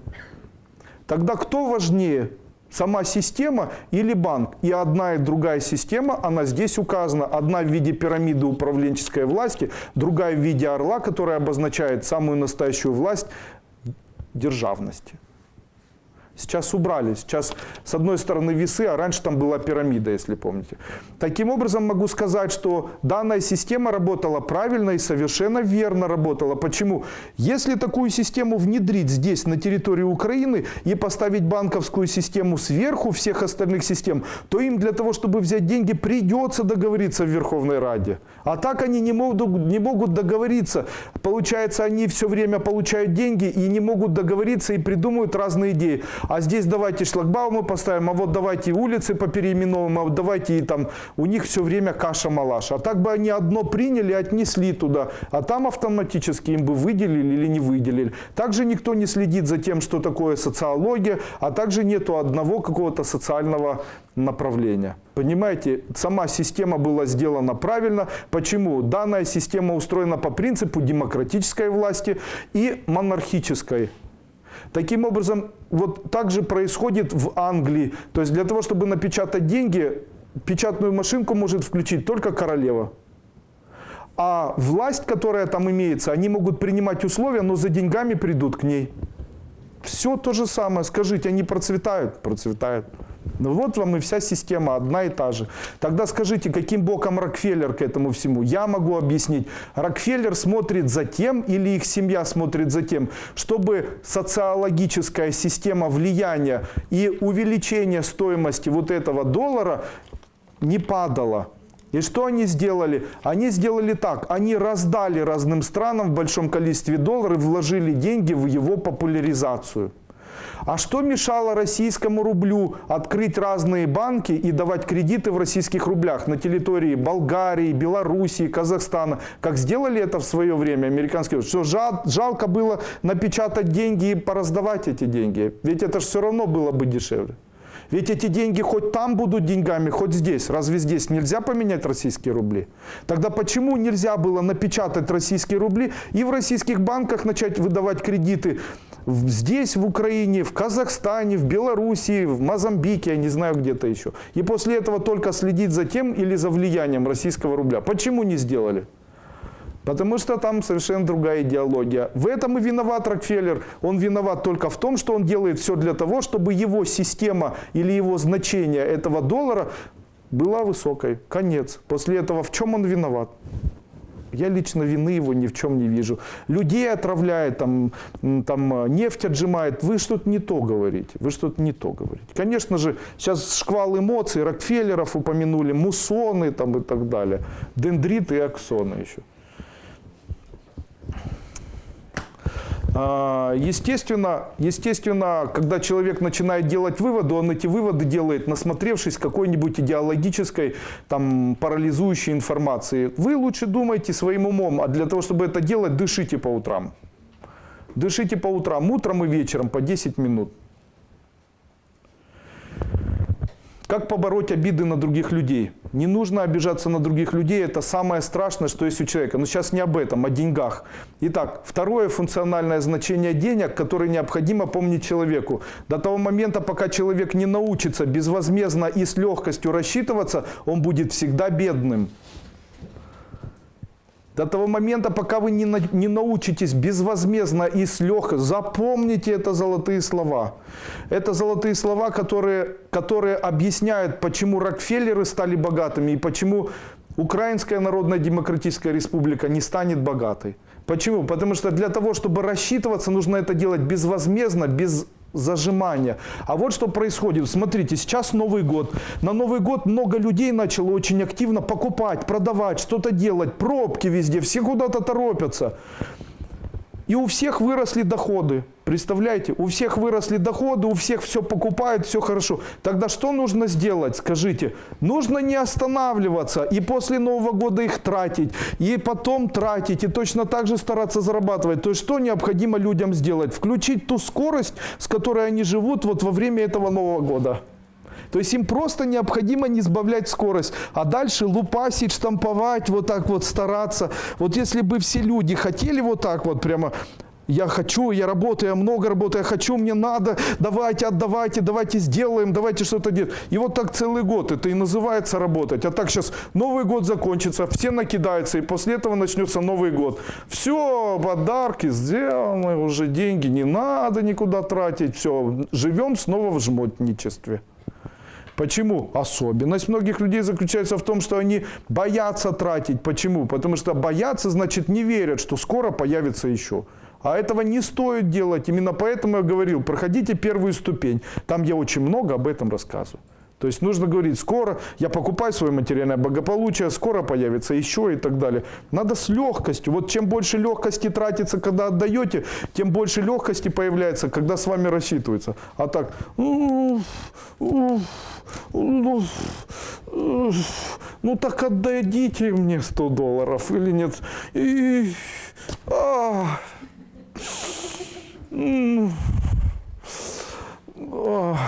После этого давайте, вы мне должны $100, ну нате. Да, что вы их не отпускаете? Ну отпустите, ну что же вы? Отпустите.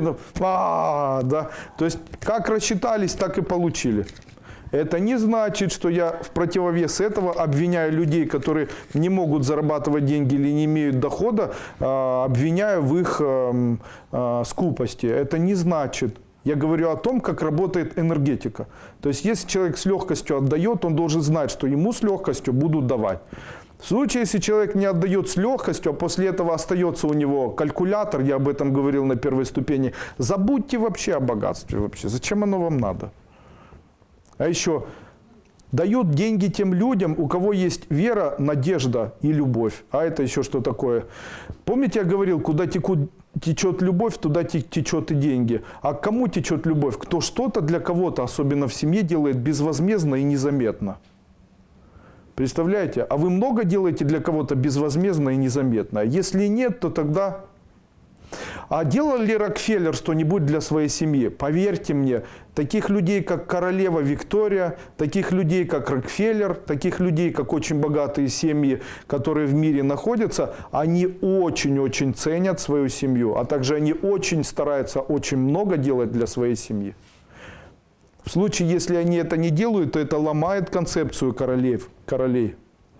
Именно поэтому смотрят, чтобы девочка была не просто эстетом, а была и из хорошей семьи там, для мальчика. И делают так, чтобы мальчики не особо гуляли. И делают так, чтобы мальчики были сосредоточены только на одной женщине. И если узнают, что мальчик там изменяет или посещает там дома терпимости, то после этого у него нет шансов стать королем. И там очень-очень много вот этих элементов, понимаете? Почему? Они выработались годами, потому что семейные отношения и семейные концепции, они стоят у королей на первом месте. Вы представляете, эстетизм, едят с красивых тарелок, вокруг золото, при этом обязательно там вот вам спасибо, вот вам пожалуйста, мерси, данкишон и так далее. То есть у них это появляется естественно, они имеют этикет и так далее. А чем отличаются обыкновенные люди? Что такое, я сказала, почему-то вспомнилась песня «Не помогут вам ни Меркель, ни США», знаете. Естественно, могу сказать, что если отсутствует эстетизм, если человеку все равно, как есть, все равно, где есть, все равно, на чем есть, все равно, с кем находиться, если у человека все равно, есть жена или нет, все равно на этих детей, все равно, что в квартире находится, то не быть этому человеку королем. Я очень часто говорю своей жене: ты моя королева. Если она королева, тогда кто я? Вот, мои друзья, в этом и особенность. Если ты говоришь на жену королева, тогда ты фактически становишься королем. А если жена говорит мужу: ты не бог, то тогда что она говорит? Она говорит: ну, раз ты не бог, то я тогда не богиня. Тогда...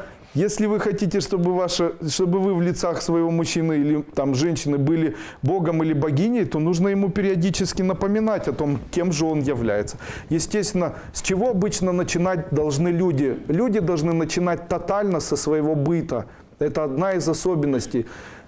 Деньги не тянутся там, где есть тараканы, пауки, воняющие собаки, обсыпающиеся коты, гниющие овощи, прошлогодние крупы с молями, комары летающие, я не знаю, гниющие листья, протекающие трубы и так далее. То есть быт становится основным магнитом, в ходе которого у человека появляется что-то. Я считаю, это нужно ставить тоже на одно из основных мест. В моей жизни была знакомая семья, у которых был очень высокий доход. То есть они зарабатывали деньги в очень большом количестве. И он, и жена, и дочь, сеть магазинов, плюс свой бизнес-завод, плюс помещение и так далее. Но у них был минус. Этот минус заключался в том, что дома у них не был организован быт, и они жили так. Дочь приходила и после этого сбрасывала все вещи в кресло. После этого... То, что бралось на следующий день, сбрасывалось на следующий день в это же кресло. И это все делало целую гору вот такой одежды. Дальше это все объяснялось тем, что не хватает времени, не хватает возможностей, еще чего-то не хватает. То же самое было у каждого из них. То есть посуда могла накладываться неделю, потом кто-то ее мыл. Уборка, это было на самом последнем месте. Никто не хотел вкладывать в быт, при этом друг друга без конца обвиняли. Я могу вам сказать, что это закончилось плохо. На сегодняшний день они быт не поменяли. У них как было плохо, так и осталось. Что же у них произошло? Они все потеряли. У них сейчас нет ни заводов, ни пароходов, ни магазинов, ничего нет. А с чего необходимо было начинать? С быта. Быт является ключевым, чуть ли не самым важным элементом для жизни человека. Нельзя, чтобы ваш быт был таким плохим, чтобы там было невыносимо, гадко и грязно. Это особенность такая. Где есть грязный быт, там нету здоровья в голове. Получается, есть грязный быт, это ужасно. Тем не менее, я не говорю о стерильном быте. Я говорю не о том, что человек всю жизнь и все время свое тратит исключительно на то, чтобы этот быт был хорошим. Я говорю о том, что этот быт должен существовать. Он должен быть красивым, он должен быть чистым, там должно быть свежо, хорошо. Вот знаете, у тех людей была особенность. Собака оторвала планочку, 3 года никто на планочку не обращает внимания.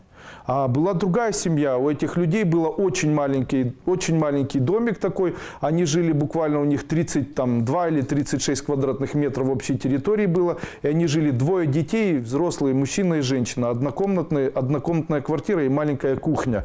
Но вот этот мужчина, он все время старался что-то делать. Там оторвалось что-то, он сделал. Там на улице гирлянды прицепил, покрасил. Она все время делала чисто. Чистоту, там у них все время чисто. Двор, там только время появилось, он двор там какой-то сделал. У них было все время вот состояние такого, знаете, уюта. Он не жлобился денег никогда. И они потом съехали и купили себе больше имущества. Почему? Они трудились над своим бытом. Знаете, я когда-то приехал в деревню и обратил внимание на то, что у людей, у которых вроде и хорошая семья, они там достаточно, там все у них в жизни хорошо, но у тех, у которых было грязно в квартирах, грязно в их домах, у них никогда не было достатка. И я обратил внимание на то, у которых было чисто, у них всегда был достаток. Почему? Стерильность притягивает деньги. Вы представляете? Чистота, стерильность и красота притягивает деньги. Хоть в это и не верится, тем не менее, доля правды в этом все-таки существует. Вы представляете?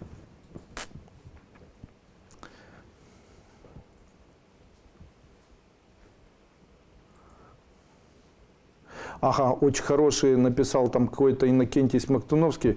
У моих кумов там очень грязно в квартире, и у них очень много денег, вот, там как грязи, знаете. Я на этот вопрос обычно отвечаю так. Вы заглядываете в их банковские карты? Нет? Тогда вопрос. Вы знаете, что будет дальше? То есть это сейчас или навсегда? Я же говорю, у тех людей, о которых я рассказываю, у них вначале было денег столько, что этим деньгам счет никто не вел. И у них было грязно так. Оксана, ты знаешь, о ком я рассказываю? Там было много денег. Ну, немало очень. Очень немало. Поверьте, это даже не средние люди, это были там замы министров, понимаете, там владельцы заводов крупных предприятий. То есть это были люди, которые были, ну вот, очень богатыми людьми. И денег было, поверьте, столько, что годами никто дома не кушал, потому что все кушали с ресторанов, и это было постсоветское пространство. Денег было так много, что им и счета никто не вел, и там свободно, там просто могли шашлык приготовить из денег, знаете, на них внимания никто не обращал.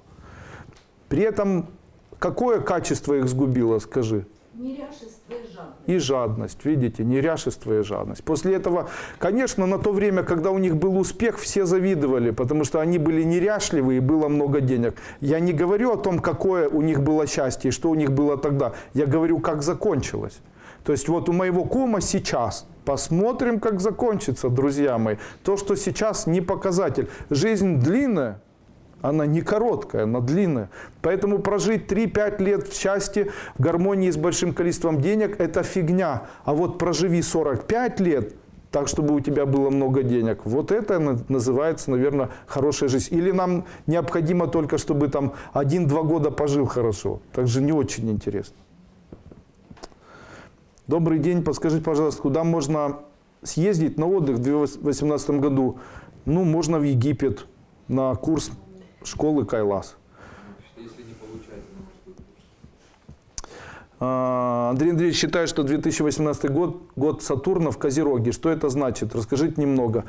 Это говорит о том, что количество людей, которые захотят сделать плохо вам или захотят огорчить вас, количество этих людей уменьшится. А еще вы потеряете в большинстве своем всех друзей, потому что этот год связан с тем, что все друзья становятся чужаками. То есть это Сатурн в Козероге. То есть все друзья, которые были у человека друзьями, отвернутся, и это время пересмотра друзей, близких, знакомых и так далее. Дружба исчезает. Дальше. Как совместить шампанское и мантры?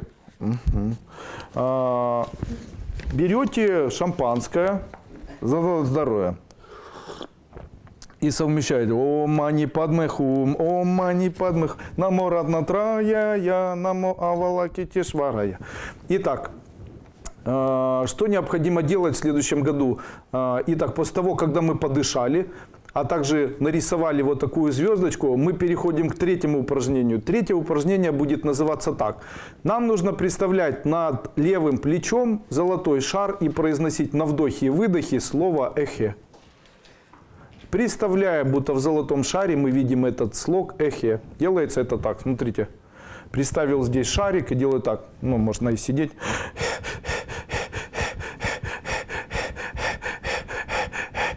При этом читаю здесь эхе, эхе, эхе, эхе и шар золотой. Что это даст?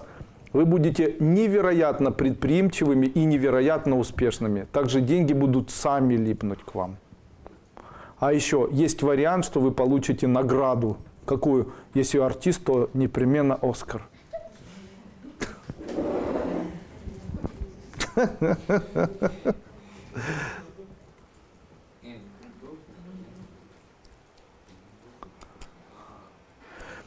Ираида Федотковских пишет. Андрей Андреевич, послушалась к вашим советам, и о чудо, ваша философия работает правильно. Главное делать так. Спасибо, спасибо, дорогой товарищ. Пользуясь случаем, могу сказать, что спасибо, дорогой товарищ, не булькает. Поэтому в следующий раз, когда вы захотите отблагодарить дорогого Андрея Андреевича, приклейте спасибо $10. Это эхе тоже минуты 2, да? Да. Это шутка. Шутка ложь, да в ней намек. Добрым молодцам урок. Намек, да. Ага. Что же пишут или что же писали дорогие ученики школы Кайлас? Почему дорогие? Потому что эзотерик – это тот человек, который, занимаясь эзотерикой, бедным быть не может. Я сейчас прочитаю последние отзывы. Очень хочется оставить отзыв об этом чудесном человеке Андрея Андреевича в школе Кайласова. Познакомилась со школой 2 года назад, в восторге. Работа над собой – это нелегкий труд, но когда есть наставник-учитель, это дается легче. Результат долго не заставил ждать. Сейчас я прочитаю дальше. Есть такое понятие. Это понятие звучит так. Если вы выбираете учителя, то обращайтесь к учителю и живите так, чтобы он был у вас в душе. Конечно, сейчас это звучит немножечко неправильно, но я хочу вам сказать это. Дело в том, что наша школа устроена по принципу энергетики. Я эту энергию специально собираю и после этого с этой энергией работаю. Делаю я это специально, чтобы ученики пользовались, а они не хотят пользоваться. А каким образом можно пользоваться? Вам нужно через таможню пройти? Говорите, Андрей Андреевич Дуйко, помоги пройти через таможню. И после представили мое лицо, которое светится тепленьким чем-то, и после этого идете через таможню. Вы увидите, как работают чудеса. Чем можно, говорите, Андрей Андреевич, полечи мне колено. Ну, ешкин кот, ну сколько же это может продолжаться? И после этого ложитесь спать. Пускай уже кто-то за это отвечает, понимаете? Почему? Вы не тем людям, вы не той энергии говорите спасибо, друзья мои. Серьезно, вы не в ту сторону говорите спасибо. Ну, я сейчас об этом даже говорить не буду. Близкие стали теплее относиться, стала чувствовать жизнь очень тонко, радоваться мелочам, восхищаться всему. Даже начал рисовать, заниматься творчеством. Ура! Все благодаря мне. Нашему волшебнику-учителю, пожалуй. Приобрела видеосеминары, заклинания, магия. Желание 2 пока исполнилось, но скоро исполнятся все. Присоединяюсь к школе Кайлас. Присоединяюсь к школе Кайлас. И вы увидите, как ваша жизнь будет меняться с каждым днем. Огромная благодарность Андрею Андреевичу за терпение. Сейчас, как удобно, лампа не светит. И такое доброе сердце. Конечно, его прекрасной жене и музе Софии. София, пользуясь случаем, хочу сказать, что действительно ты и мои дети являетесь для меня музами. они все блондинки. У меня была мечта, я когда-то на морском курсе говорил, даже на каких-то из ступеней говорил, а у меня мечта, вот лежу я, и целая куча блондинок голые ползают и пускают на меня слюни. Ежедневно это происходит. Представляете, голые блондинки в виде моей дочери Розы, которая по мне ползает, аж писается от меня, понимаете, и пускает на меня слюни. Боже, это невероятное счастье. А здесь мечта любого мужчины. Голые блондинки ползают по тебе. Вы представляете, Аня, Маша, Роза. Ну и так далее. Лариса. Кто ищет, тот всегда найдет. Это закон Вселенной. Несколько лет назад я искал магию, таинство, колдовство для того, чтобы быть всегда здоровой, богатой, любимой, счастливой, вечно молодой. Но нашла разумная Вселенная, лучше нас знает, как дать то, что мы хотим. Самым лучшим для нас способом. Так Вселенная дала мне школу Кайлас. А с теми знаниями, которые получаю от АА, полную трансформацию меня. Поэтому хочу обратиться к тем, кто ищет себя, кто не хочет быть жертвой обстоятельств, кто хочет сам создать новую реальность, но не знает, с чего начать. С этого самого мгновения жить гармонично, быть творцом и так далее.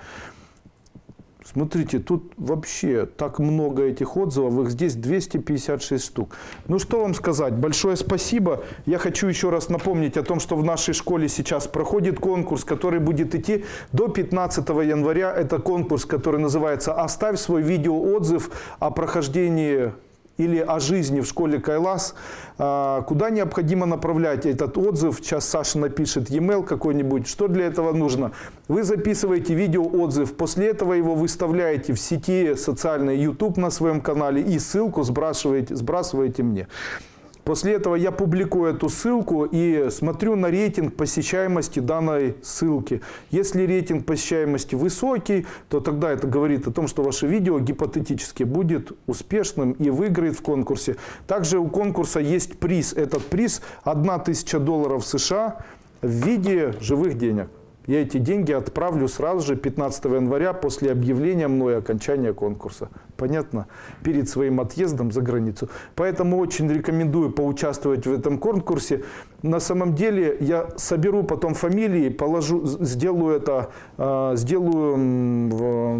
покручу там где-то в шапочке и попрошу, чтобы Маша, как старшая дочка, достала того, кто должен выиграть. Поэтому все это время можно рисовать звезду и читать мантру выигрыша. Но это же заработанные деньги. Дальше. Эхея шерехей. Я это проговариваю время сеанса энергии. Да, я в курсе, есть такая мантра. Но зачем вы это проговариваете? Не стирай их, Саша, пусть все пишут. Сегодня день такой, можно всем. Я становлюсь на второй ступени и вернусь на первую снова. Не могу пойти на вторую, благословите. Не надо этого делать. Я не батюшка для того, чтобы благословлять. Хватит уже этого полумаразматической христианской ерунды. Идите в церковь, пусть на вас, давайте, может, я вас еще чаем окроплю, знаете, или там веником на вас со святой водой. Вы знаете, что кричит человек от белой горячки? Какие в основном слова произносит человек, когда у него белая горячка? Обычно начинается со слов: зовите батюшку, принесите святой воды. Понятно? Это белая горячка. У вас что, белая горячка? Ученица школы приходит, вторую ступень закончила, все время сидит и там: Андрей Андреевич, спасибо, пусть Бог поможет, с Богом благословляю. Я говорю, что с вами? Вы что, в школу мою не ходите или что? Зачем вам это? Зачем? Вы что, думаете, что от того, что вы все время говорите «спасибо, Господи», он что должен сделать? Он должен что сделать? Он должен «пожалуйста» сказать или как? Что должен сделать? То есть вы не готовы говорить спасибо тем людям, которые рядом находятся, после этого непременно спасибо ему. Не надо, никто от вас за спасибо не работает, знаете. Дело в том, что спасибо – это не обусловленная любовь. Если было бы за спасибо, то было бы возможно, чтобы один больше спасибо говорил, а другой меньше. Но если человек говорит больше спасибо, его жизнь также не изменяется, как тот, кто говорит спасибо. Я даже больше скажу. Вы когда говорите спасибо, когда вам выдали кредит в банке, то вы потом спасибо скажете, когда начнете отдавать деньги, их у вас не будет. Тогда скажите, спасибо кому было сказано? Тому, кто потом создал для вас трагедию, да, тогда как человек может говорить спасибо, если он не знает, это для него будет хорошо или нехорошо? Тогда, если это нехорошо, согласно христианской концепции, то тогда это сделал не Бог, а если хорошо Бог, тогда ситуация, за которую вы сказали спасибо, которая приведет вас к огорчению или ваших близких к заболеванию, то тогда кому вы сказали спасибо? Тогда зачем? Тогда вдруг промажете и скажете спасибо не тому, кто должен получить спасибо. Тогда это значит, не нужно так налево и направо говорить спасибо, правильно? Нужно говорить только если знаешь. Ученик школы Кайлас, прохожу вторую ступень. Подскажи, пожалуйста, в семье все хорошо, но как только приезжает теща, мы с женой начинаем ругаться ни с того ни с сего, хотя я к теще отношусь хорошо. Что это за странное совпадение? Нарисуйте на 100-долларовой купюре,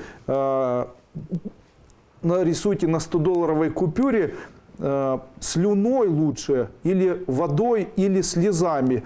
Именно, только не всем остальным, знаете. Напишите просто имена. С одной стороны ваше имя, а с другой стороны имя вашей жены. И после этого, так, чтобы не было видно, и после этого положите в конверт и подарите теще. После этого она никогда плохо к вам относиться не будет. Конец. Проверено, обещаю, работает.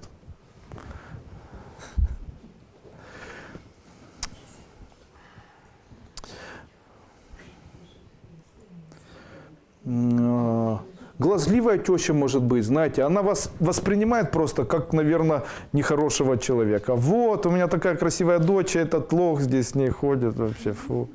Все попало вообще, нормально, я бы могла выбрать нормального, да, но выбрала, что попало вообще, что попаски. Вот, это слюнявый, волосатый какой-то. Она ж никогда довольна не будет. Поэтому дочка только отходит, она, и что вот это такое, что это такое? Я вчера первый раз увидел, как Витас поет песню, когда он делает там па-па-па, па-па-па, бла-бла-бла. Это на сцене вот такое делает. Вот это да, мир опустился. Как правильно пожелать человеку добра, если не говорить спасибо? А я что, сказал за человека или что? Я же в данном случае сказал о благодарности Богу. Разве я сказал, что людям нельзя говорить спасибо? Что-то я не могу понять. Вы знаете, что наша школа Кайлас, она особенная. Вообще особенность моя заключается в том, что я говорю одно и то же, но почему-то все это слышит каждый по-своему. После этого, знаете, обмотай живот зеленой веревкой. Я уже и так обмотала ухо красной ниткой. Что теперь делать? Ну, при чем тут ухо? Ну, я решила, что если вокруг живота зеленое поможет, тогда красное поможет моему уху. Ну, я же этого не говорил. Ну, не говорили, но вы же подразумевали. Ну, где же я подразумевал? Я сказал, что только вокруг живота и только зеленая веревка. Ну, видите, вы же подразумевали все остальное. Подразумевал все остальное где? Но вы же не сказали, значит, подразумевали. А если бы не подразумевали, сказали, а вот красное вокруг уха нельзя. И всеми остальными тоже нельзя веревочками. А также нельзя ни проволочкой, ни капроной, ни леском. И там ничего, в общем, нельзя. Только зеленой ниточкой вокруг живота. И конец. Все, больше ничего. Понятно. Тогда скажите, нужно ли удлинить первую ступень в десятки тысяч раз? Ну, конечно, тогда ее нужно сделать там не 25-часовой, а нужно сделать 75-часовой, чтобы договаривать до конца и там, после этого обсуждать все варианты исходящих событий. Понимаете? Сейчас продолжим. Уважаемый Андрей Андреевич, ваша ученица, вы как-то говорили, что учились с помощью внутренних часов отдавать это назад противнику. Очень прошу, научите. Друзья мои, проходите семинар, который называется «Кубики». Там я рассказал, что делать для того, чтобы обратно отдавать энергию. Сейчас я это давать не буду, у нас посвящено деньгам. Итак, первая практика, которую мы выполняем, это практика быстрого дыхания с тем, что ставим ручки определенным образом. Вторая практика, мы рисуем шестиконечную звезду. Третья практика. На левом плече мы представляем шар огненного сияющего цвета, на котором изображено эхе. Также у нас есть дыхание эхе, эхе, эхе, эхе. Также четвертое, да, четвертое. На уровне груди перед своей грудью или перед своим сердцем представляем золотистый или огненный шар и на вдохе произносим «Я», на выдохе «Хве». Яхве. Конечно же, вы можете начитаться. Андрей Андреевич, я сейчас вобью, да? Яхве. Да. Ну, а что нет? Пусть люди пользуются. Скажите, кто читал это и у кого? Кто читал и у кого денег не было? Яхве, Ягве, Ягае, встречаются варианты Иегова, современный вариант произношения иврита. Он будет, он жив, старославянский сущий, Сы, одно из многочисленных имен Бога в иудаизме и христианстве. Не стоит его путать с титулами Элдонай, Элохим, Саваоф или Он Садай. Впервые встречается в Торе, Быт 2:4. На протяжении всей Библии упоминается более 7000 раз, что намного чаще, чем какие-либо другие имена. Используется в первой из 10 заповедей, Исход 20:3, согласно Библии, раскрытых еврейскому народу через Моисея на горе Синай. В современном русском языке принято произношение с ударениями на первый слог Яхве. Имя служит обозначением Бога как существа благостного и милосердного. Поэтому, когда человек... Из песни слов не выкинешь. После этого открываем... Сейчас пишу дальше.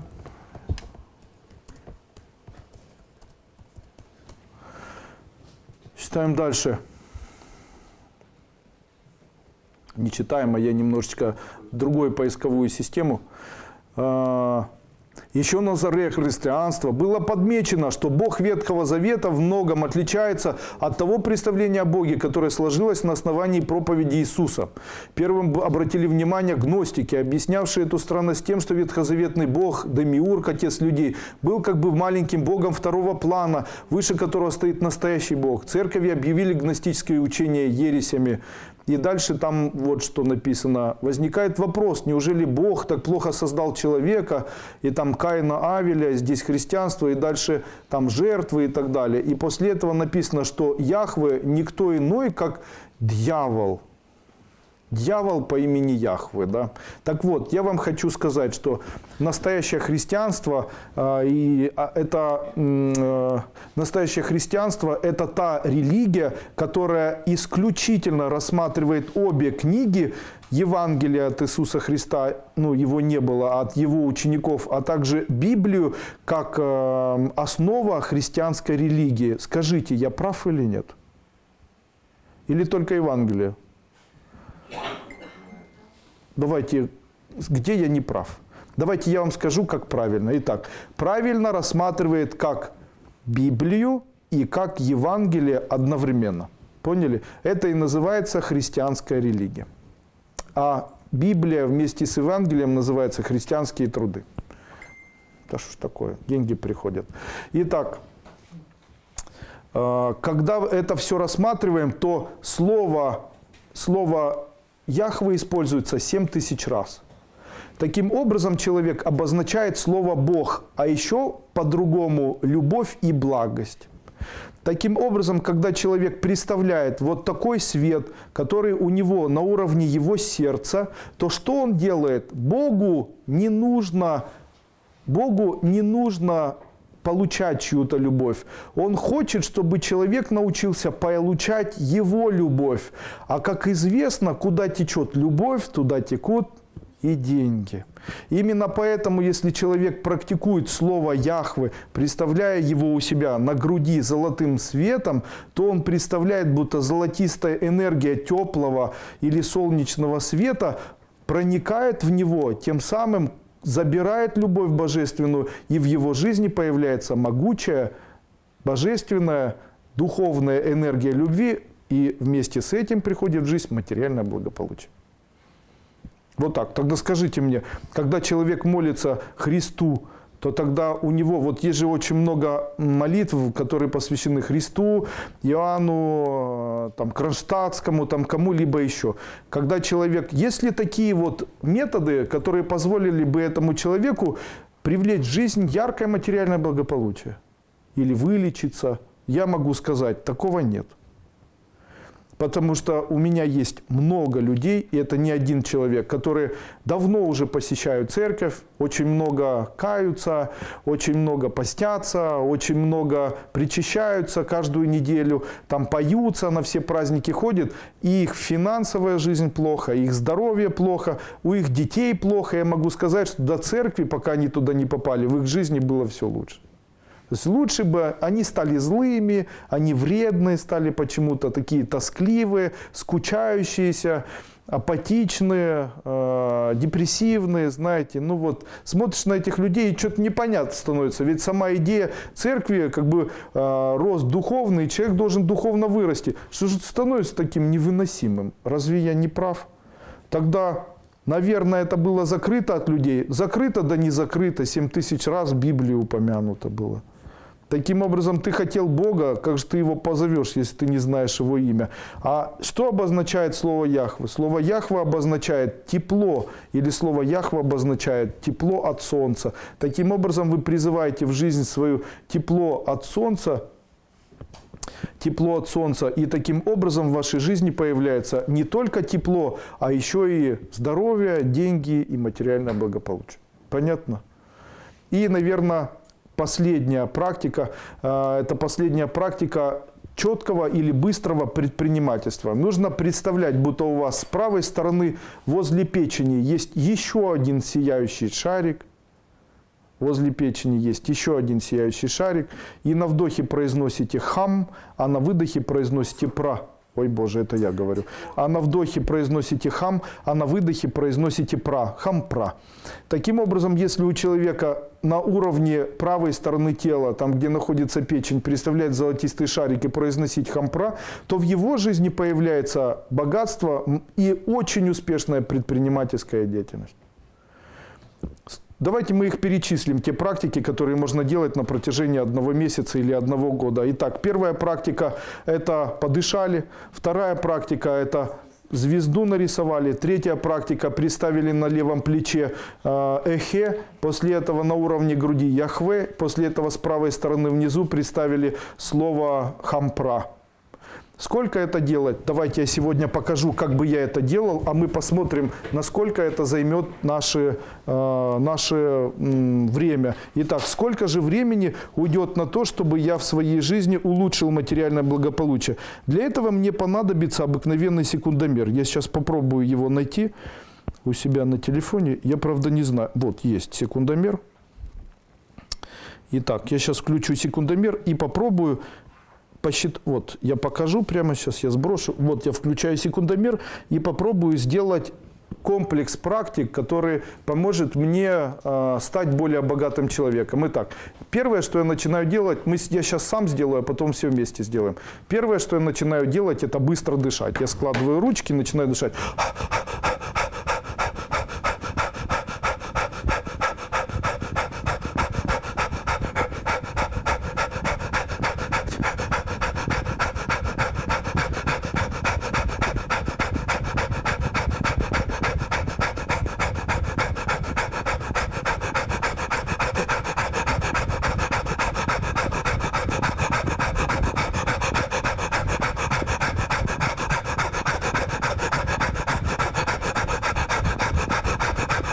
Теперь эхе произношу.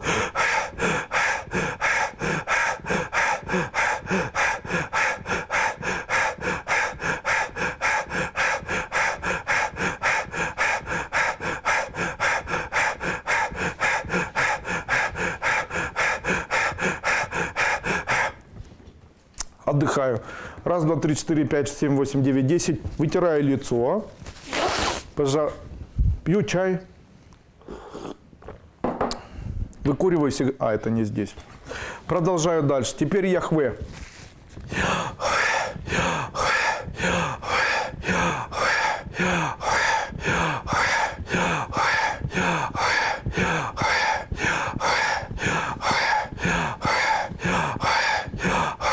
Отдыхаю, считаю до 10. 1, 2, 3, 4, 5, 6, 7, 8, 9, 10, 11, 12, 13, 14, 15, 16, 17, 18, 19. Чувствую, как стал умнее. И продолжаю теперь, читаю хампра, представляя возле правой стороны своей печени находится огненный шар.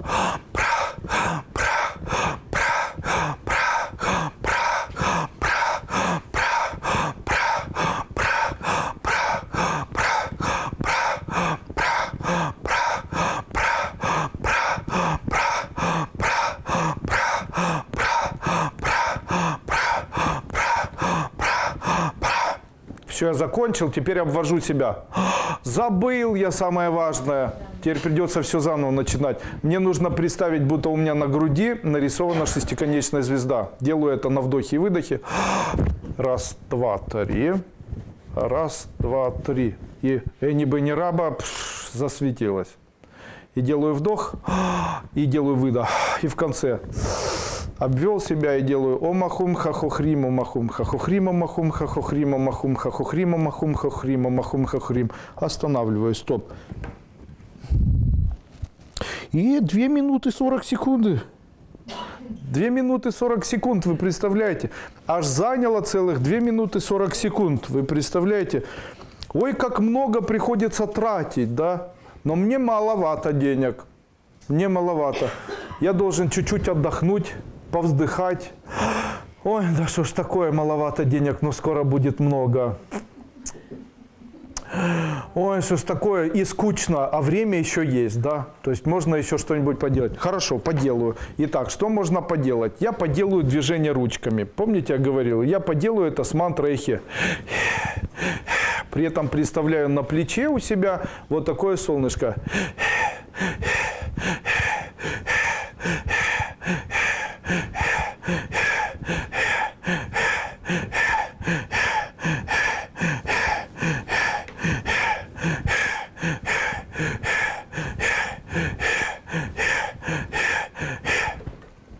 И хочу еще раз хампра почитать.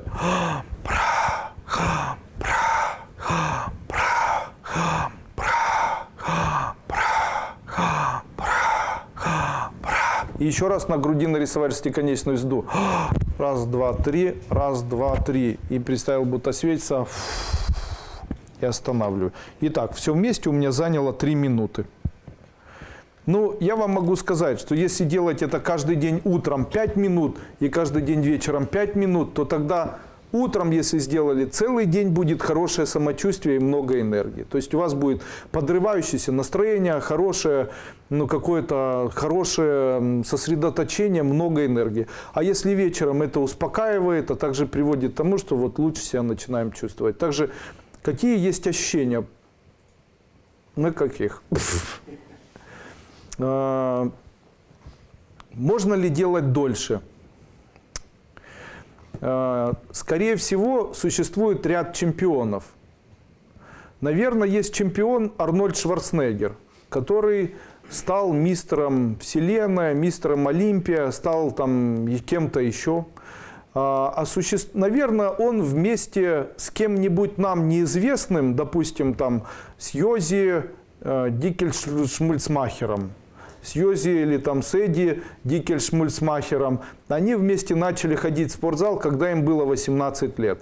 Но Эдди Дикельшмульцмахер, он не хотел заниматься спортом так часто, как делал это Арнольд Валерьевич Шварценеггер. То есть он это делал, скорее всего, самозабвенно, подолгу, и, наверное, ему это нравилось. Он заканчивал школу и не мог дождаться, когда он пойдет в спортзал, чтобы снова поднимать, потом не мог дождаться, чтобы снова поднимать или там опускать это вечером, и это у него длилось на протяжении там 20 или там 15 или 20 лет. Правильно ведь, да? А куда же делся этот Ади Дикельшмульцмахер? Боже, запомнил. Ади Дикельшмульцмахер, он делся в никуда. Какая была между ними разница? Один был упорный и посвящал этому много времени. Потому что одному нужно было больше.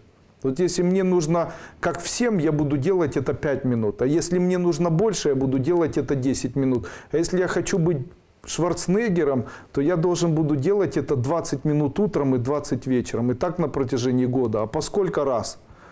Как настоящий спортсмен, плавно увеличивая нагрузки, даже вот такие, вы представляете? Можно ли не делать все остальное? Я считаю, что если деньги очень сильно нужны, то после такой практики можно начитать заклинание, ну, какое-нибудь Ом Сышилай Джай Бла. Допустим, я могу после этого почитать мантру Ом Сышилай Джай Бла. Давайте я ее сегодня прочитаю, допустим, 108 раз. Вот у меня есть четки, в них 108 бусинок, они такие красивые. Итак, я засеку время сразу и почитаю мантру. 2,5 минуты. Я почитаю ее. Ом Сышилай Джай Бла, Ом Сышилай Джай Бла, Ом Сышилай Джай Бла, Ом Сышилай Джай Бла, Ом Сышилай Джай Бла, Ом Сышилай Джай Бла, Ом Сышилай Джай Бла, Ом Сышилай Джай Бла. Ом Сышилай Джай Бла, Ом Сышилай Джай Бла, Ом Сышилай Джай Бла, Ом Сышилай Джай Бла, Ом Сышилай Джай Бла, Ом Сышилай Джай Бла, Ом Сышилай Джай Бла, Ом Сышилай Джай Бла. Ом Сышилай Джай Бла, Ом Сышилай Джай Бла, Ом Сышилай Джай Бла, Ом Сышилай Джай Бла, Ом Сышилай Джай Бла, Ом Сышилай Джай Бла, Ом Сышилай Джай Бла. Ом Сышилай Джай Бла, Ом Сышилай Джай Бла, Ом Сышилай Джай Бла, Ом Сышилай Джай Бла, Ом Сышилай Джай Бла, Ом Сышилай Джай Бла. Ом Сышилай Джай Бла, Ом Сышилай Джай Бла, Ом Сышилай Джай Бла, Ом Сышилай Джай Бла, Ом Сышилай Джай Бла, Ом Сышилай Джай Бла, Ом Сышилай Джай Бла. Ом Сышилай Джай Бла, Ом Сышилай Джай Бла, Ом Сышилай Джай Бла, Ом Сышилай Джай Бла, Ом Сышилай Джай Бла, Ом Сышилай Джай Бла, Ом Сышилай Джай Бла. Ом Сышилай Джай Бла, Ом Сышилай Джай Бла, Ом Сышилай Джай Бла, Ом Сышилай Джай Бла, Ом Сышилай Джай Бла, Ом Сышилай Джай Бла, Ом Сышилай Джай Бла, Ом Сышилай Джай Бла, Ом Сышилай Джай Бла, Ом Сышилай Джай Бла. Ом Сышилай Джай Бла, Ом Сышилай Джай Бла, Ом Сышилай Джай Бла, Ом Сышилай Джай Бла, Ом Сышилай Джай Бла, Ом Сышилай Джай Бла, Ом Сышилай Джай Бла. Ом Сышилай Джай Бла, Ом Сышилай Джай Бла, Ом Сышилай Джай Бла. Сложно. Ом Сышилай Джай Бла, Ом Сышилай Джай Бла, Ом Сышилай Джай Бла, Ом Сышилай Джай Бла, Ом Сышилай Джай Бла. Ом Сышилай Джай Бла, Ом Сышилай Джай Бла, Ом Сышилай Джай Бла, Ом Сышилай Джай Бла, Ом Сышилай Джай Бла, Ом Сышилай Джай Бла, Ом Сышилай Джай Бла, Ом Сышилай Джай и Бла. Ом Сышилай Джай Бла, Ом Сышилай Джай Бла, Ом Сышилай Джай Бла, Ом Сышилай Джай Бла, Ом Сышилай Джай Бла, Ом Сышилай Джай Бла, Ом Сышилай Джай Бла, Ом Сышилай Джай Бла, Ом Сышилай Джай Бла, Ом Сышилай Джай Бла. Конец, все. Останавливаем. Итак, было сколько у нас там 3 минуты, а сейчас 4:44.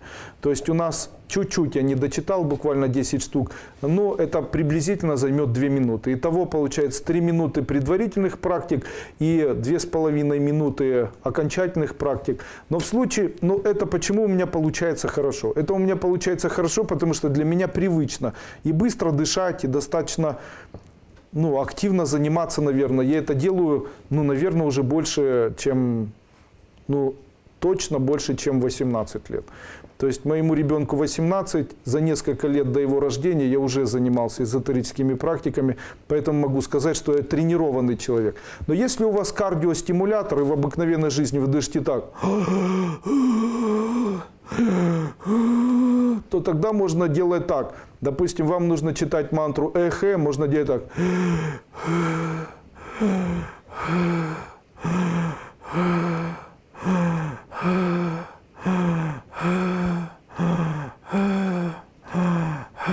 А что делать?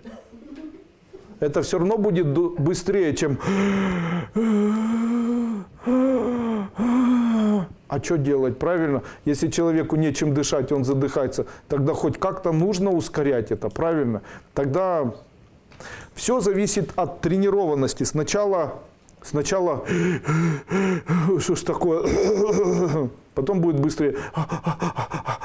Понимаете? Потом еще быстрее. Дома я занимаюсь быстрее, у меня столько времени нет. Я считаю, лишние 5 минут легче полежать. Поэтому я могу сказать, что даже дома занимаясь, я обычно делаю все шепотом. То есть я сажусь утром и там подышал, там произнес какие-то коды, прочитал быстро заклинания, выполнил практики, если мне хочется, поработал со школой. Это максимально занимает 7-8-10 минут. Нету такого, чтобы я час читал, но когда я начинал, то у меня была там еще мантра Манипхадры и мантра Амитабхи. Она занимала час. Но знаете, когда человек поставлен в условия, когда одно развалилось, а другое еще не построилось, и после этого ничего не может ему помочь в жизни, потому что денег нет. Знаете, как в этом анекдоте. Для того, чтобы купить что-то ненужное, нужно сначала продать что-нибудь ненужное. Для того, чтобы продать что-нибудь ненужное, нужно сначала купить что-нибудь ненужное. А ни того, ни другого нет. И не на что надеяться, потому что никто не поможет, и рассчитывать не на кого. И после этого пришлось рассчитывать только на чтение мантр. Вы знаете, с тех времен я считаю, что чтение мантр – это потрясающая возможность приобрести что-то нужное. Понимаете, они действительно, в действительности очень сильно помогают. По поводу проклятий, влияний и порч. Я уже вчера во время вебинара это говорил. Смотрите, позавчера. В случае, если человек бежит, и он олимпийский чемпион, вокруг него ветер появляется. А скажите, на этого человека, если плюнуть, то этот ветер, который вокруг него появляется, может оттолкнуть эту слюну? А если подуть на этого человека, то может этот ветер никак не повлиять на этого человека. А скажите, если захотеть там толкнуть этого человека, который бежит, то он может чуть-чуть отогнуться, или можно не дойти до этого человека, или стрельнуть в него, то можно попасть. А если камнем кинуть, то легче в стоячего или легче в бежачего попасть. Но, наверное, если камень кинуть, то нужно быть очень тренированным специалистом, который будет там попадать в человека, который бежит с очень высокой скоростью. Именно поэтому я часто говорю, влиять можно на тех людей, которые ничего в жизни не делают. То есть, если человек ничего в жизни не делает, не обучается, никуда не торопится, ни к чему не стремится, тогда он есть жертва, на которую можно повлиять. Тогда и нечем. А скажите, какой человек быстрее высохнет? Тот, который лежит на холоде, или тот, который бежит на холоде? Друзья мои, быстрее высохнет тот, который бежит на холоде, понимаете, чем тот, который лежит на холоде. Поэтому я очень часто говорю такие слова. Желание жить и желание включить 100-ю скорость помогает человеку быть неприкасаемым для других энергетических влияний. Поэтому то, что у вас происходит, и вы считаете, на меня влияют, не давай себе возможности расслабляться. Живи на полную катушку, много действуй, читай, делай, читай, предпринимай, что-то делай. Тогда влиять на тебя не будет никакого смысла.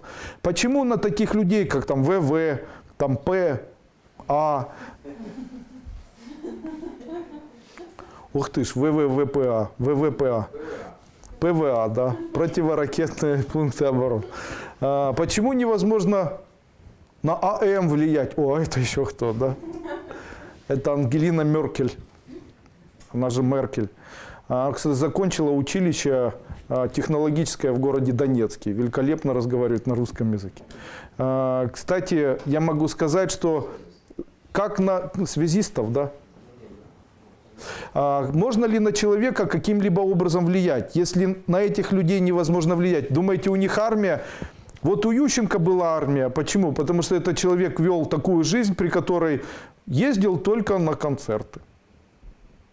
И все, у него не было ничего. Он вел так жизнь, чтобы такое поделать, чтобы ничего не поделать. И все. Вот у него жизнь была, как у царя. То есть полежал, переехал туда, поехал в Испанию, приехал с Испании, там какой-нибудь договор там заполнил, после этого стол поставил, на этом все закончилось.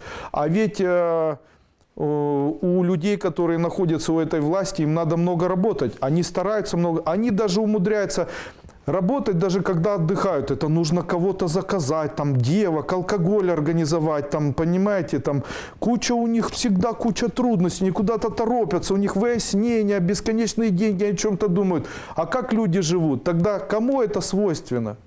На кого влиять легче всего? Влиять легче всего на тех, кто лежит плашмя. Поэтому горе от ума начинается от горя от ума.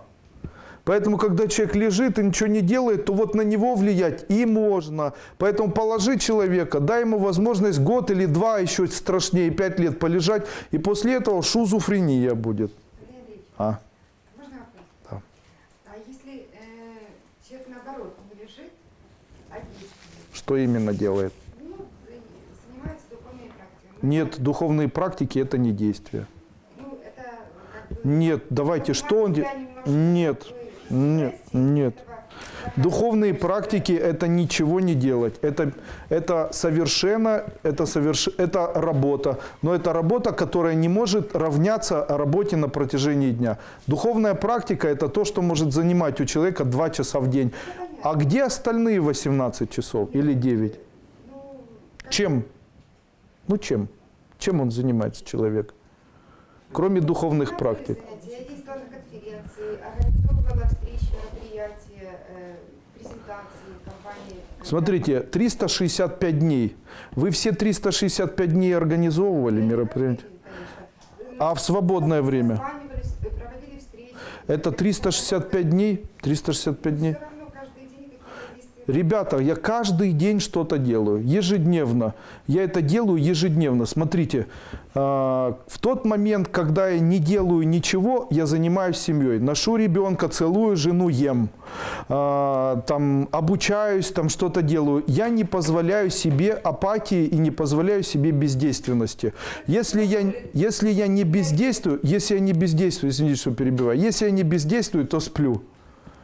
Поняли? То есть, если мне уже скучно, я ничего не делаю, я сплю. У меня нету поиска любовниц, у меня нету поиска там полового партнера и так далее. У меня эти вопросы закрыты давно. То есть, у меня нету желания там кого-то искать. Я на это время не трачу, потому что очень часто люди тратят время вот на такую ерунду. Мне не интересны новости и так далее. А что же остается? Мне не интересно смотреть ржачи, приколы до упада, там фильмы, где смысла нету там или есть смысл. Но мне интересно еще саморазвитие. То есть, я занимаюсь саморазвитием. Чем я занимаюсь? Мне интересно почитать книги умных людей. Допустим, вот книги, которые я читаю очень быстро, сейчас их открою. Хотите? Они у меня постоянно открыты. Сейчас. Вот я нажимаю. Сейчас я посмотрю, что я сейчас читаю. Вот книга, которая сейчас Борис Березовский. Вот вторая книга называется «Кришнамурти Джиду». Вот мне интересна эта книжка, я ее почитаю. Вот они сейчас открыты у меня. Дальше «Золотая ветвь», я ее уже дочитал. Дополнительный том Джордж Фрезер. Вот я ее уже дочитал, первый том прочитал и второй том дочитываю. Мне очень интересно, я в этом нашел какие-то идеи. Разумеется, но для этого, то есть для того, чтобы вот эти силы находить в себе, нужна психическая энергия. А ее очень трудно наработать, когда человек как бы потерял смысл в некой мере, да, вкус к жизни, скажем так. Поэтому психическую энергию не так просто нарабатывать. Для того, чтобы быть энергичным, как всегда был в твоей жизни. Берете нож, вставляете нож под колено, поднимаете ногу, ставите вот сюда, делаете хыча, и после этого ногой хопа, и все. На этом эта жизнь заканчивается. И вы в перерождении попадаете в ту жизнь, где все великолепно. То есть начинаете заново, у вас новая энергия и так далее. Я вам скажу вот что. Вы попали в омут своих персональных программ. Вы сейчас делаете все для того, чтобы у вас появилось заболевание. Не делайте так. Почему?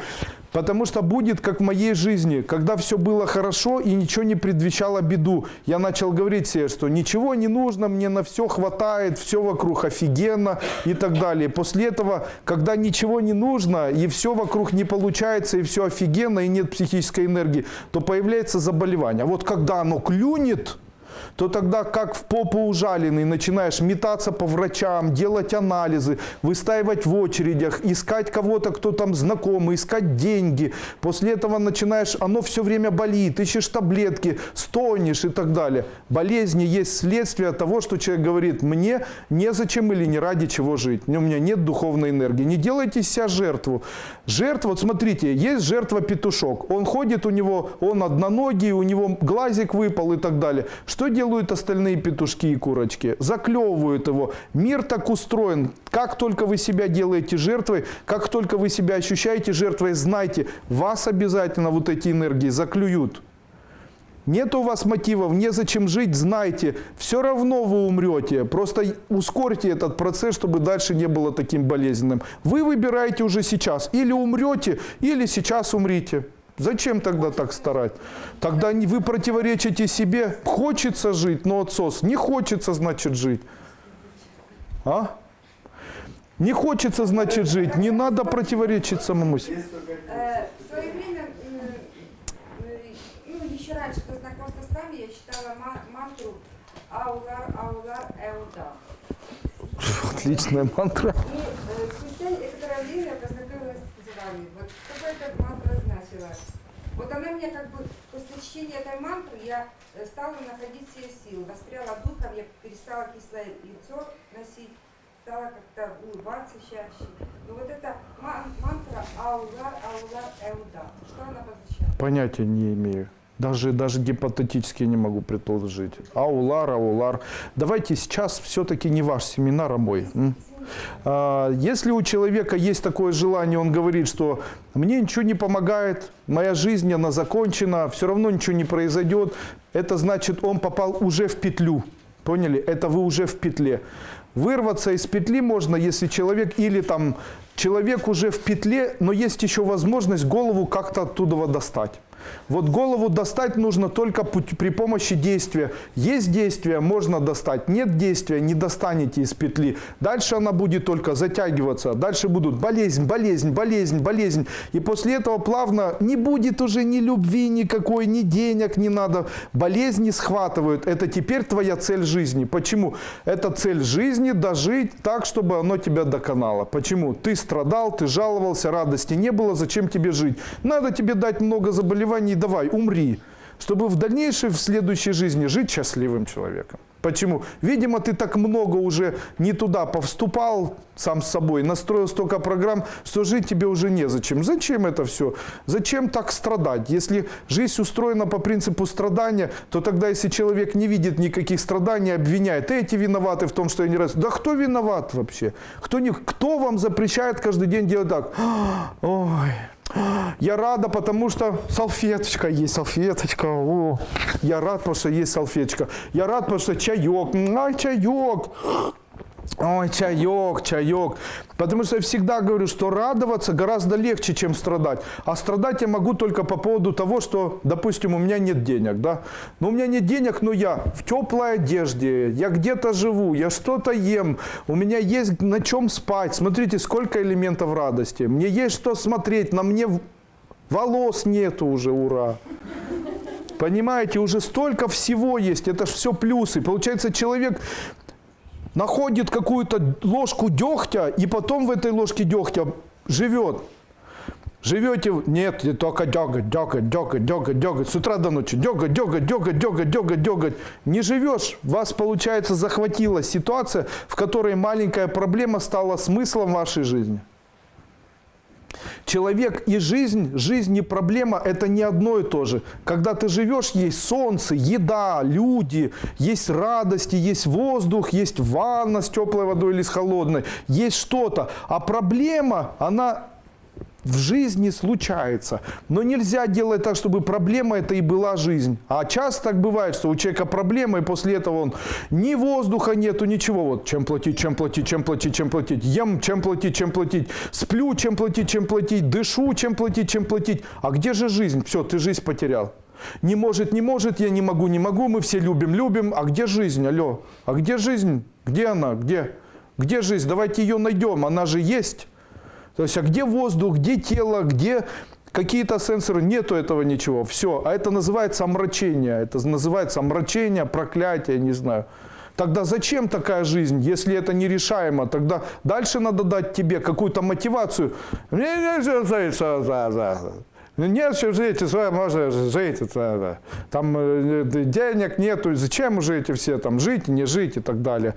Ну тогда умри. Тогда тебе надо мотивация, чтобы ты как-то сражался. Воину некогда думать ни о чем. Воин, который хочет выживать, у него самое... Вот как обычно происходит. У меня был друг.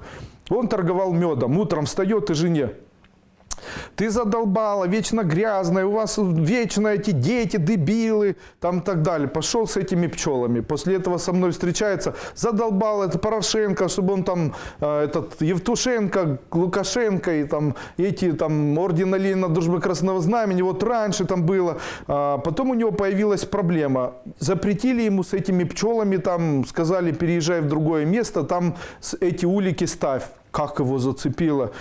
Эти улики, я здесь 10 лет, что я не поеду, я буду в этом месте, эти улики, они здесь все знают, я уже все знаю, это хорошее место, и днем, и ночью. И жена его говорит, как же он задолбал.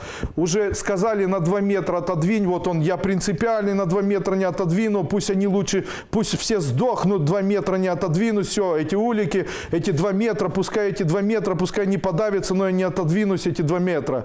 И говорит, с утра до ночи эти 2 метра. метра. Андрей Андреевич, дайте какой-то магнум-цит, чицицит, чи еще что-то.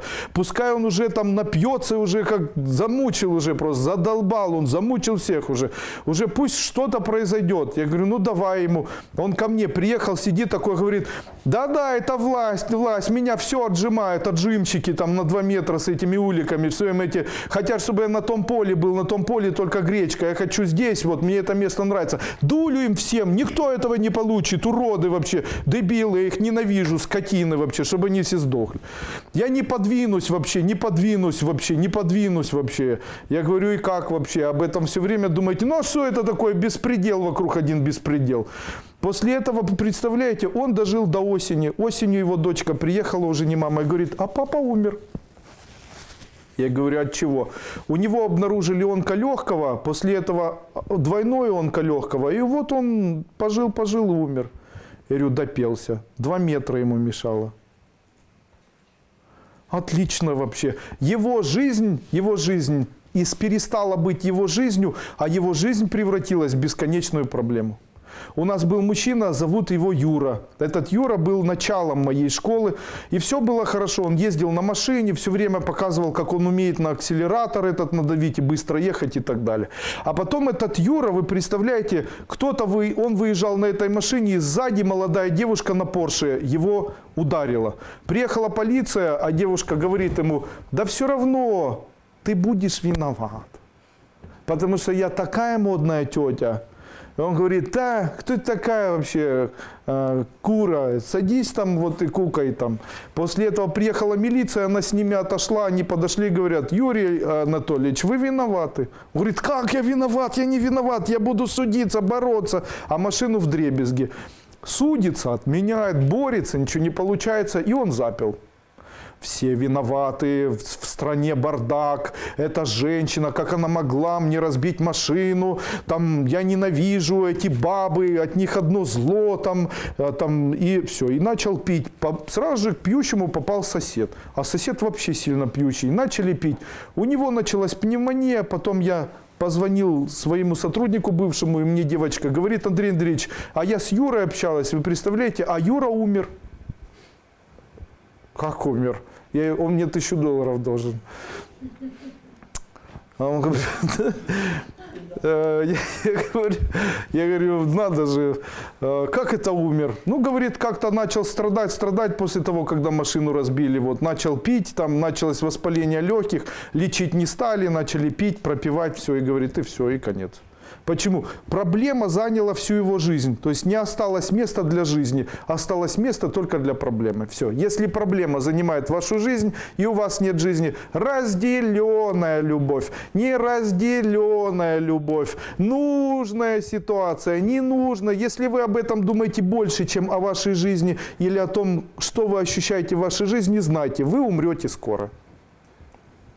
Не верите? На спор, да, на спор. Вы умрете быстро, после этого порчи, заклинания, проклятия. Обойдите всех колдунов, до того момента, пока вы будете страдать о неразделенной любви, о том, что женщина где-то вас ждет, а вы там ждете ее еще где-то, о том, что там, вот найдите себе проблему, пусть одна проблема заменяется другой проблемой, пусть эта проблема заменяется действиями в стране, пусть проблема появляется в ней Керченские мосты, пусть в этой проблеме появляется борьба Сирии с палестинской и израильской автономией, после этого проблема детей. Пусть жизни не будет, пусть там будут проблемы. 1 год и все. И все равно, чем вы болеете. 2 года это высший пилотаж. Пусть вас это замучает. Я вам говорю, если это есть в вашей жизни, то хоть читаете вы мантры, хоть не читаете, готовьтесь, купите себе уже, пусть стоит там где-то. Возьмите место на кладбище, пусть поможет Бог. Знаете, а ведь он поможет побыстрее умереть. Почему? Чтобы не страдали. После этого, Андрей Андреевич, ну что ж такое? А я вам могу объяснить. Жило, а оно же не понимает человек с первого раза. Тогда что нужно сделать? Помните ремень? Вот я когда-то наблюдал, как там один мужчина из Крымской области обучал детей и правильно ездить на машине. Его потом чуть не выгнали, но он являлся одним из самых лучших руководителей, который обучал вождению детей. Даже психически больных обучал. У него была палка.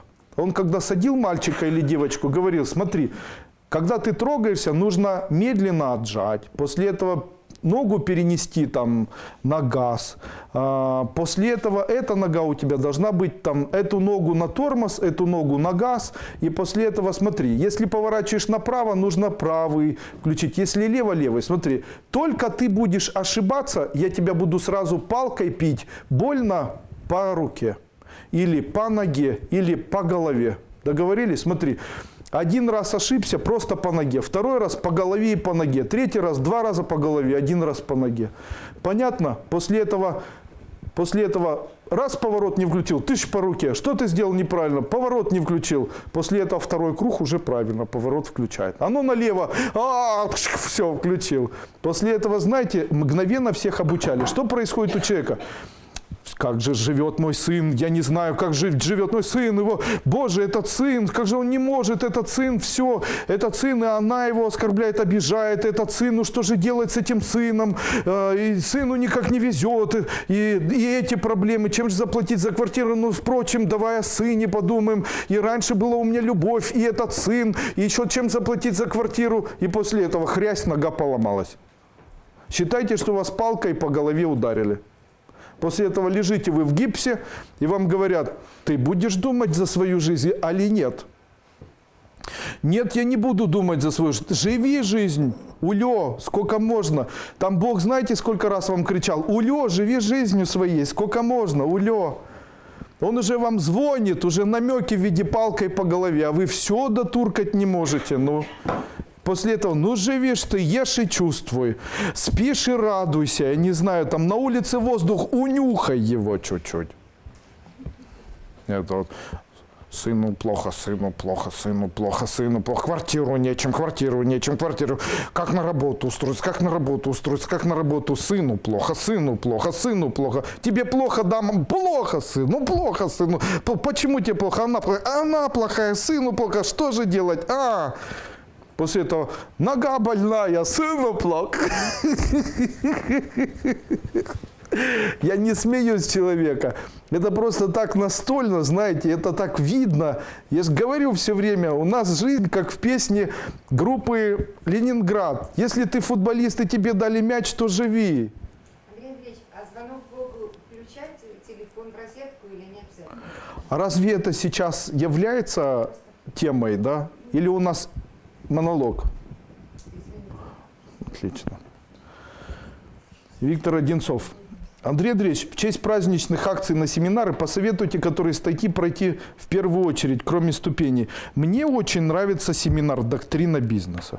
Также я считаю, что один из лучших моих семинаров, который когда-либо создавал, это все-таки семинар, который называется «Ясновидение. Вторая часть». Он всем нужен. Я считаю, что он один из самых уникальных, неповторимых и так далее.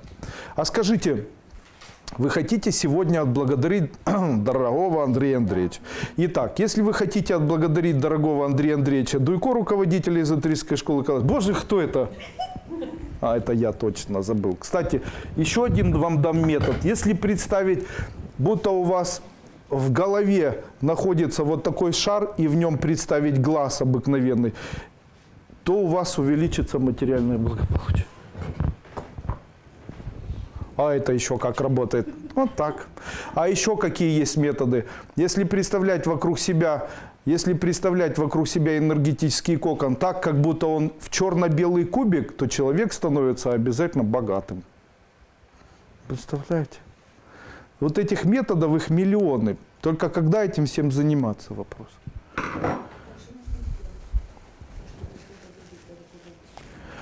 Так вот, для того, чтобы поблагодарить дорогого Андрея Андреевича, вам необходимо сегодня или завтра, или во время вот этих праздников найти вот это видео, которое у нас сейчас будет выложено в интернете бесплатно.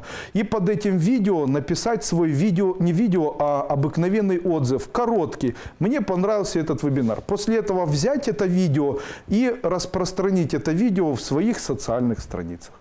Твиттер, Фейсбук или Одноклассники или еще где-либо. Почему? Скажите, данная информация, которую я сегодня дал, она может быть гипотетически интересна тем людям, у которых не хватает достатка материального или не хватает еще чего-то. Правильно? Поэтому давайте мы сделаем для этих людей подарок и дадим им это видео, чтобы они могли это безвозмездно от руководителей эзотерической школы послушать. А сейчас у нас есть время, и мы проведем наш новогодний Сангая, к которому мы вот так вот все вместе стремились. Итак, первое, что нужно сделать, нужно почистить помещение. Второе, что нужно сделать, запечатать его, да? Махум хрием, махум хрием, махум хрием, махум хрием, махум хрием.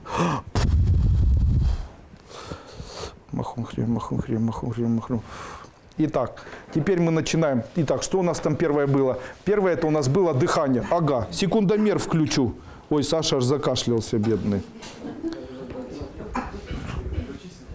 Так, надо музыку включить. Тихо-тихо, я музыку включу какую-нибудь.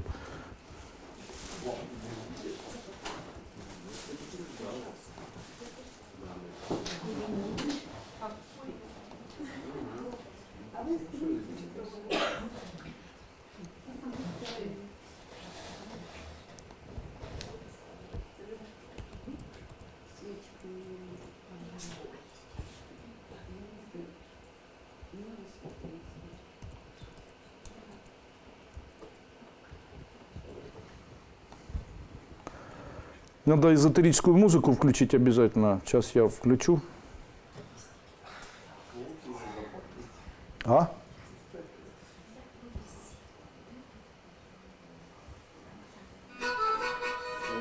О, эзотерическая музыка. Подышим и вместе со мной.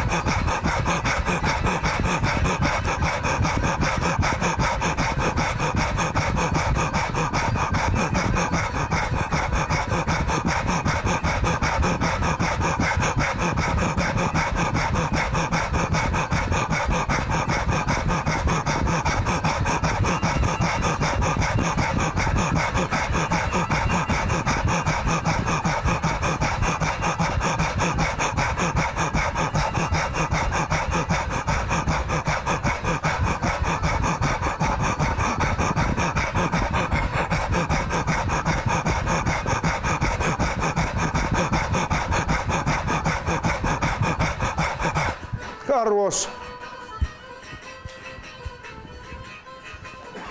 Отдыхаем.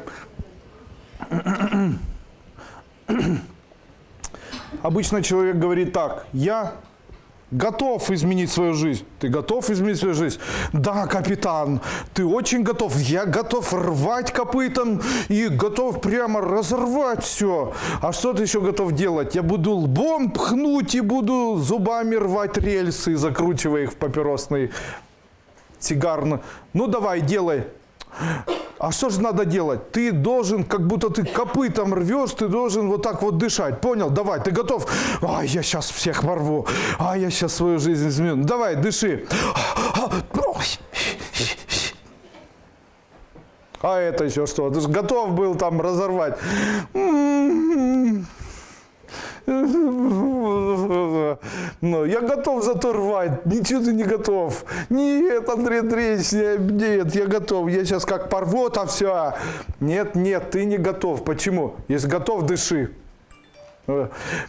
Нет, нет, это ж так сложно. Сложно дышать, если бегаешь. А это все безопасно. Вот сейчас остановились и ничего не произошло. Я вам могу сказать, те страхи, которые возникают у человека в момент того, когда он занимается дыхательными практиками, это страхи паттерны, они мешают вам жить счастливо. Что вы на них внимание обращаете. Это вообще должно уйти. Жизнь дается человеку, у которого паттернов никаких не возникает.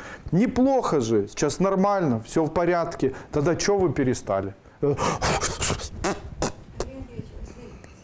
головокружение и аж дрожание. Дышим, глаза вытаращиваем и дышим. Дышим. Саша, было такое в жизни? Нет, до этого кружилась, я плохо себя чувствую просто с вчерашнего дня. Может, мне много дышать нельзя или по чуть-чуть начинать? Дышим помногу и сильно. Если тебе плохо, сцепи зубы и беги. Я об этом говорил. Если плохо, когда сцепил зубы и бежишь, включи 333-ю скорость. И мне было плохо, и я падал, друзья мои. И было такое, что сахар 18, и поджелудочная железа не работает, и запоры по 8 дней, и жара на улице плюс 40, и жить негде, и денег нет. Что помогало? Садился и дышал. Конец, понимаете, первая серия. Сейчас серия вторая. Я понимаю, чем ниже вы падаете, тем хуже вам дышится. Почему? Как же дышать, если тут петля? У вас вот так. Надо дышать, тогда воздух появится. Почему? Там силы появятся бороться, потому что так ничего не будет.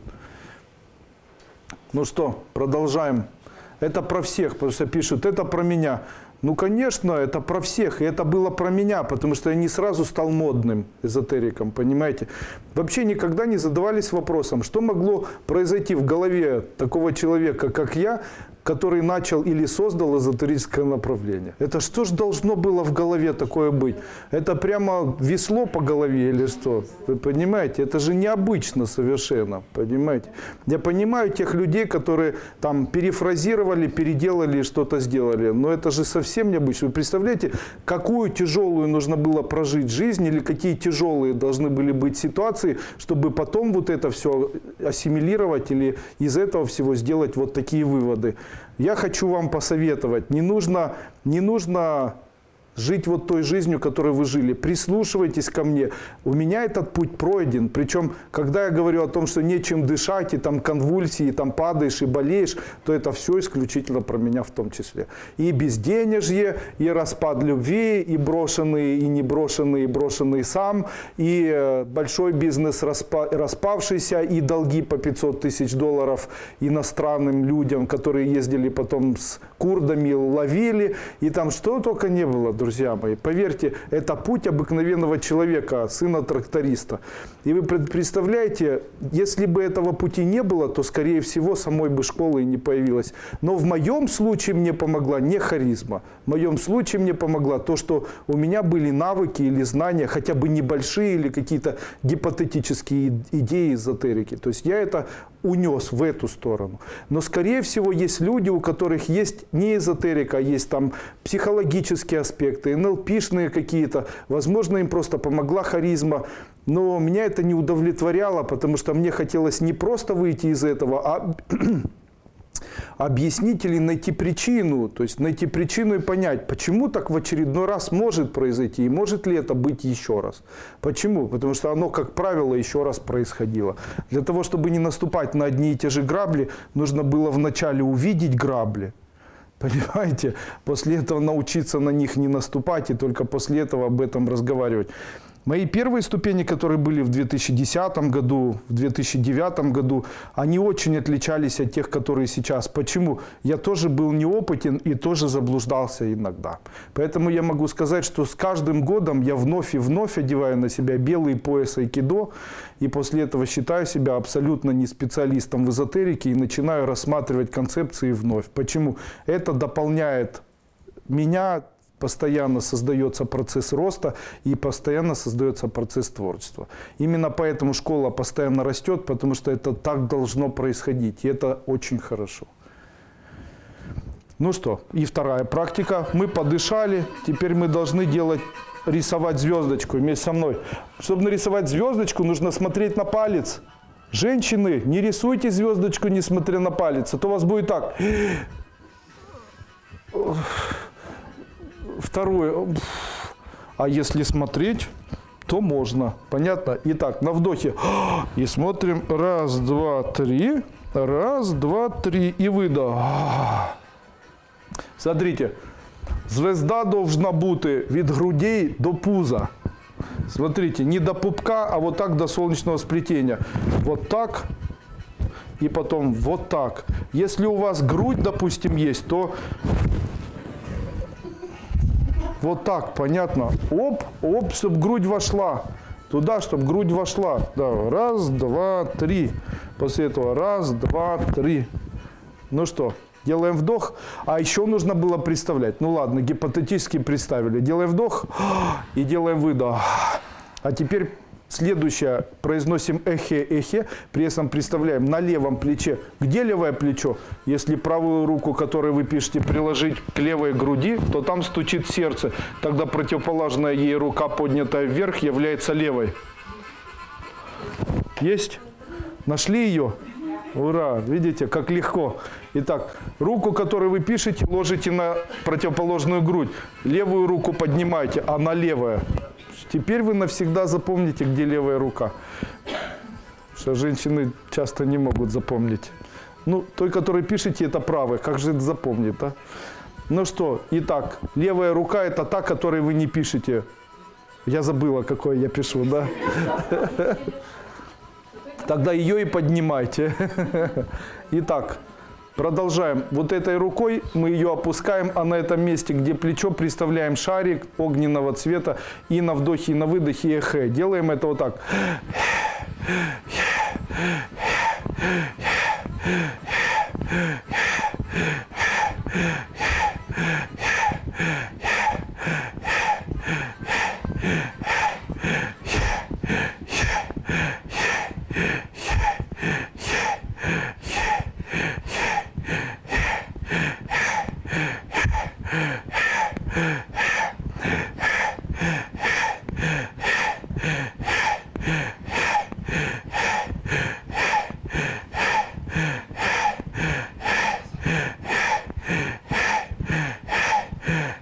Отдыхаем и делаем вот так после этого.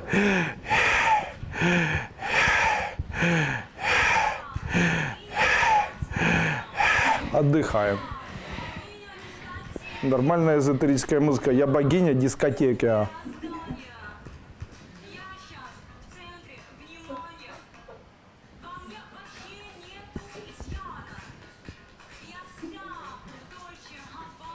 Поэтому, когда сейчас начнется Новый год, знаете, как себя вести. Заходите куда-то на бал и начинаете: «Я богиня дискотеки».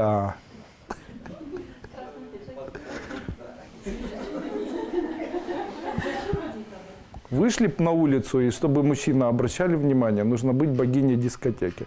Я, кстати, когда-то сказал, вот приходит женщина, у нее 2 детей. Отлично. Я говорю ей... Я говорю: как дела? И она все время мне сейчас отвечает: я богиня дискотеки. Я говорю: понятно. Очень помогает, мотивация хорошая. Обычно, когда женщина говорит: что же я такая некрасивая, полная, страшная, должна следующими словами сказать: кому я не нравлюсь, того нет вкуса. Все, после этого: я богиня дискотеки. Понятно. Все остальное не имеет значения. Я тебе не нравлюсь, нет. Конечно, как же я могу нравиться тебе, если у тебя нет вкуса? Безвкусный такой человек какой-то вообще. Я нравлюсь исключительно тем, у кого есть вкус. Ну, тебе придется до меня еще расти, все в порядке. Тренируйся, иди книги читай, картины смотри, не переживай. У тебя все в твоих руках в будущем. Но будет поздно, конец, да? Ну что, продолжим. Итак, у нас следующее, это возле печени мы представляем, но не с правой стороны, а за телом. Яхве, да? Ну что, давайте вместе со мной Яхве.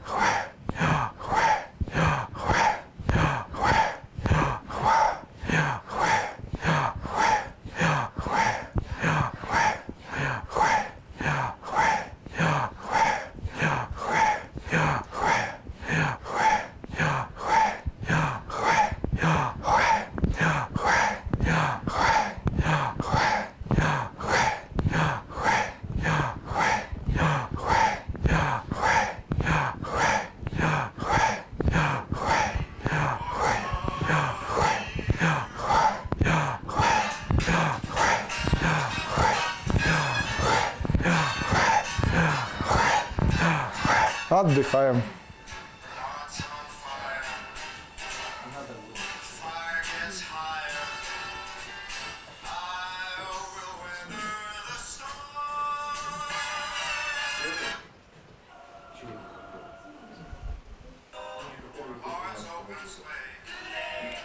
И следующий звук у нас хампра. Представляем с правой стороны, там где печень. С правой стороны, где печень, вместе со мной хампра.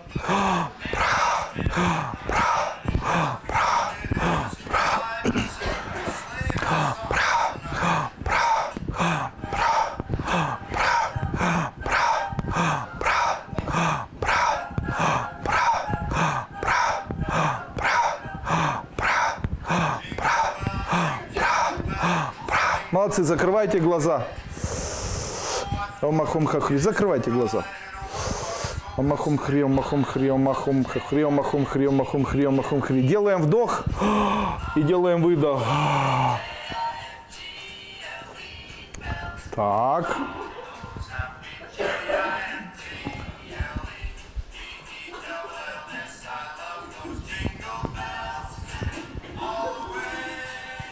Итак, силой громозорга, саблезубого тигра и птеродактиля, а также графа Сен-Жермена и силой провидцев великих учителей, ангелов-хранителей и Горбачева,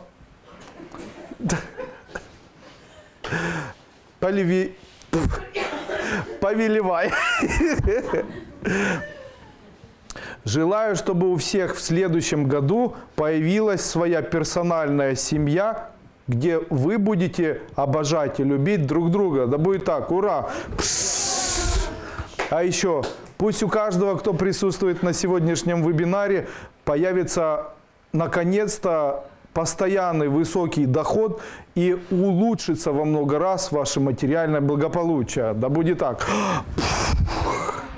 Пусть всех, кто болеет, выздоровеет наконец-то, и кто нелюбим, наконец-то будет кем-то любим. Да будет так. Ура!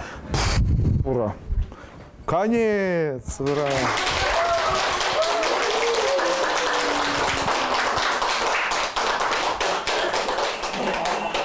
Ну все. Теперь каждый может под этим видео пожелать перейти. Когда видео закончится, и мы его выложим в YouTube, вы можете перейти и написать какие-нибудь пожелания, а также написать отзывы. Не забудьте это положить на своих страницах, тем самым сделайте хорошее не только себе, а тем людям, которые в дальнейшем могут тоже этим пользоваться. Специально было подготовлено для вас. Хочу в конце Нового года принести небольшие извинения. Я приношу свои извинения тем людям, которые не получают от меня ответов. Дело в том, что я не могу этого делать, потому что вопросов задается очень много. Дальше я хочу извиниться перед теми людьми, которые думают, что я им не отвечаю из-за того, что я вредничаю, или из-за того, что мне их не жаль, или из-за того, что там, они мне безразличны и так далее. Нет, вы ошибаетесь, это не так. Если вы думаете, что это так, вы ошибаетесь. У меня просто по-обыкновенному не хватает физических сил. То есть у меня не хватает времени для того, чтобы этим заниматься. Я не могу уже не отвечать на вопросы, не могу, к сожалению, уже рекомендовать что-то. Почему? Потому что количество или масса информации, которую я получаю, не позволяет мне ее даже прочитывать. Это сегодня была такая ситуация, когда женщина написала сообщение в Вайбере, и я уже через 10 минут его получить или прочитать не смог, потому что пришлось 2 минуты просто вниз его листать для того, чтобы его найти. Вот пока мы проводим этот вебинар, у меня пришло на Вайбер только пришло 27 сообщений, знаете. Причем это от разных людей, причем здесь были, вы, наверное, слышали, пропущенные звонки и так далее. Также, если посмотреть, то очень много сообщений, очень много писем пишется, сейчас скайп не работает, потому что он просто не переобновляется и уже не запускается, причем не на телефоне, ни где-либо еще. Тем не менее, мы все равно двигаемся вперед, всем врагам назло, а врагов, как известно, у людей, стремящихся вперед или стремящихся к тому, чтобы жить, не бывает. Почему? Некогда, представляете, некогда. Когда, вы знаете, в свое время Высоцкий пел очень хорошие песни. Вы знаете, у него было великолепное творчество, он очень много спел, очень хорошо и красиво и пришел, и ушел. Знаете, не было людей, которые были бы им покорежены, не было судеб плохих и так далее. Но единственный минус был, из-за этого минуса он ушел, а мог бы жить. Этот минус звучал так: у него не было семьи. Вот если бы у него была семья, то он бы, скорее всего, до сих пор бы и песни пел и так далее. Именно поэтому я считаю, что человеку, который стремится или который торопится жить, торопится что-то делать, ему семья необходима. В случае, я когда говорю семья или произношу семья, это не обязательно, я говорю, иметь мужа или иметь жену. В случае, если вы взрослый и этот вопрос уже не интересен и закрыт, то я говорю еще и о детях, я говорю еще и о родителях. Если даже этого нет, а вы одиноки и вам хочется, то нашей или вашей семьей, это может быть общественная организация нашей школы Кайлас, вы можете найти отдушину или найти свою семью в виде общения на форумах, а также в скайп-группах, вот, которые ведут. Огромное спасибо тем людям, которые ведут эти группы. Это вот Светлана Курьян, да? Катя Курьян. Вам нравится группа, которую она ведет? Она там постоянно что-то пишет. Также Игорю Мачеренко, также Галине, как ее фамилия, и Бредневой, и Галине Вовчок, да, и у нас вообще Галины состоялись. Могу сказать, что большая благодарность за то, что вы умудряетесь или находите время, оно у вас есть для того, чтобы и нести эту миссию, и как-то поддерживать и так далее. Я могу сказать, что мы не подпадаем под идеи сектантства. Могу сказать, что я совершенно не обращаю внимания ни на что. На пути, который я себе поставил, или на фоне тех задач, которые у меня есть, мне не позволяет время и не позволяет желание или не позволяет скорость оглядываться на тех, кто отстает. Поэтому, когда кто-то отстает, у этого человека не хватает скорости, чтобы измениться или чтобы примкнуть, то обычно я говорю такие слова. Если есть человек, который очень быстро бежит, то если кто-то, и у этого человека цель добежать до финишной черты, то обычно тот человек, который не может бежать, и у него костыли, и этот человек может ползти, то тот человек, который бежит, он не будет ему помогать бежать. И тот человек, который на костылях, он должен сам тренироваться бежать, сам тренироваться вставать с костылей и сам тренироваться бежать дальше. Понимаете, почему? Потому что у всех задачи одни и те же. Они хотят богатства, они хотят знания, они хотят духовного роста. Это значит скорость, это значит бег, это значит сумасшедшая мотивация и невероятное желание. Я хочу вам посоветовать в вашей жизни, в той, которая у нас состоится в следующем году, с целью сделать так, чтобы не умереть, жить более осознанно. Не позволяйте ни одной проблеме забирать вашу жизнь и делать так, чтобы вы эту жизнь не чувствовали. Чувствуйте вашу жизнь и старайтесь ее чувствовать во всех красках, потому что у вас будет потом вторая идея. Я когда-то говорил эти слова, я еще раз хочу вам сказать. Получай от жизни состояние удовольствия. Потому что в случае, если ты этого не будешь делать, то ты, скорее всего, начнешь страдать и очень быстро умрешь. Поэтому для того, чтобы этого не произошло, старайтесь от всего получать удовольствие. Старайтесь, чтобы эта жизнь была осознанная, чтобы в этой жизни было осознание. Не одна проблема. Проблема может быть одна, зато преимуществ в жизни может быть множество. Находите преимущества в жизни, произносите слова «Я счастлив, потому что в моей жизни есть», и дальше произносите, что в вашей жизни есть и от чего вы счастливы. По чуть-чуть себя учите. Все, я желаю вам счастья. До свидания. Ура. У меня сегодня дома гости. Я вас очень прошу.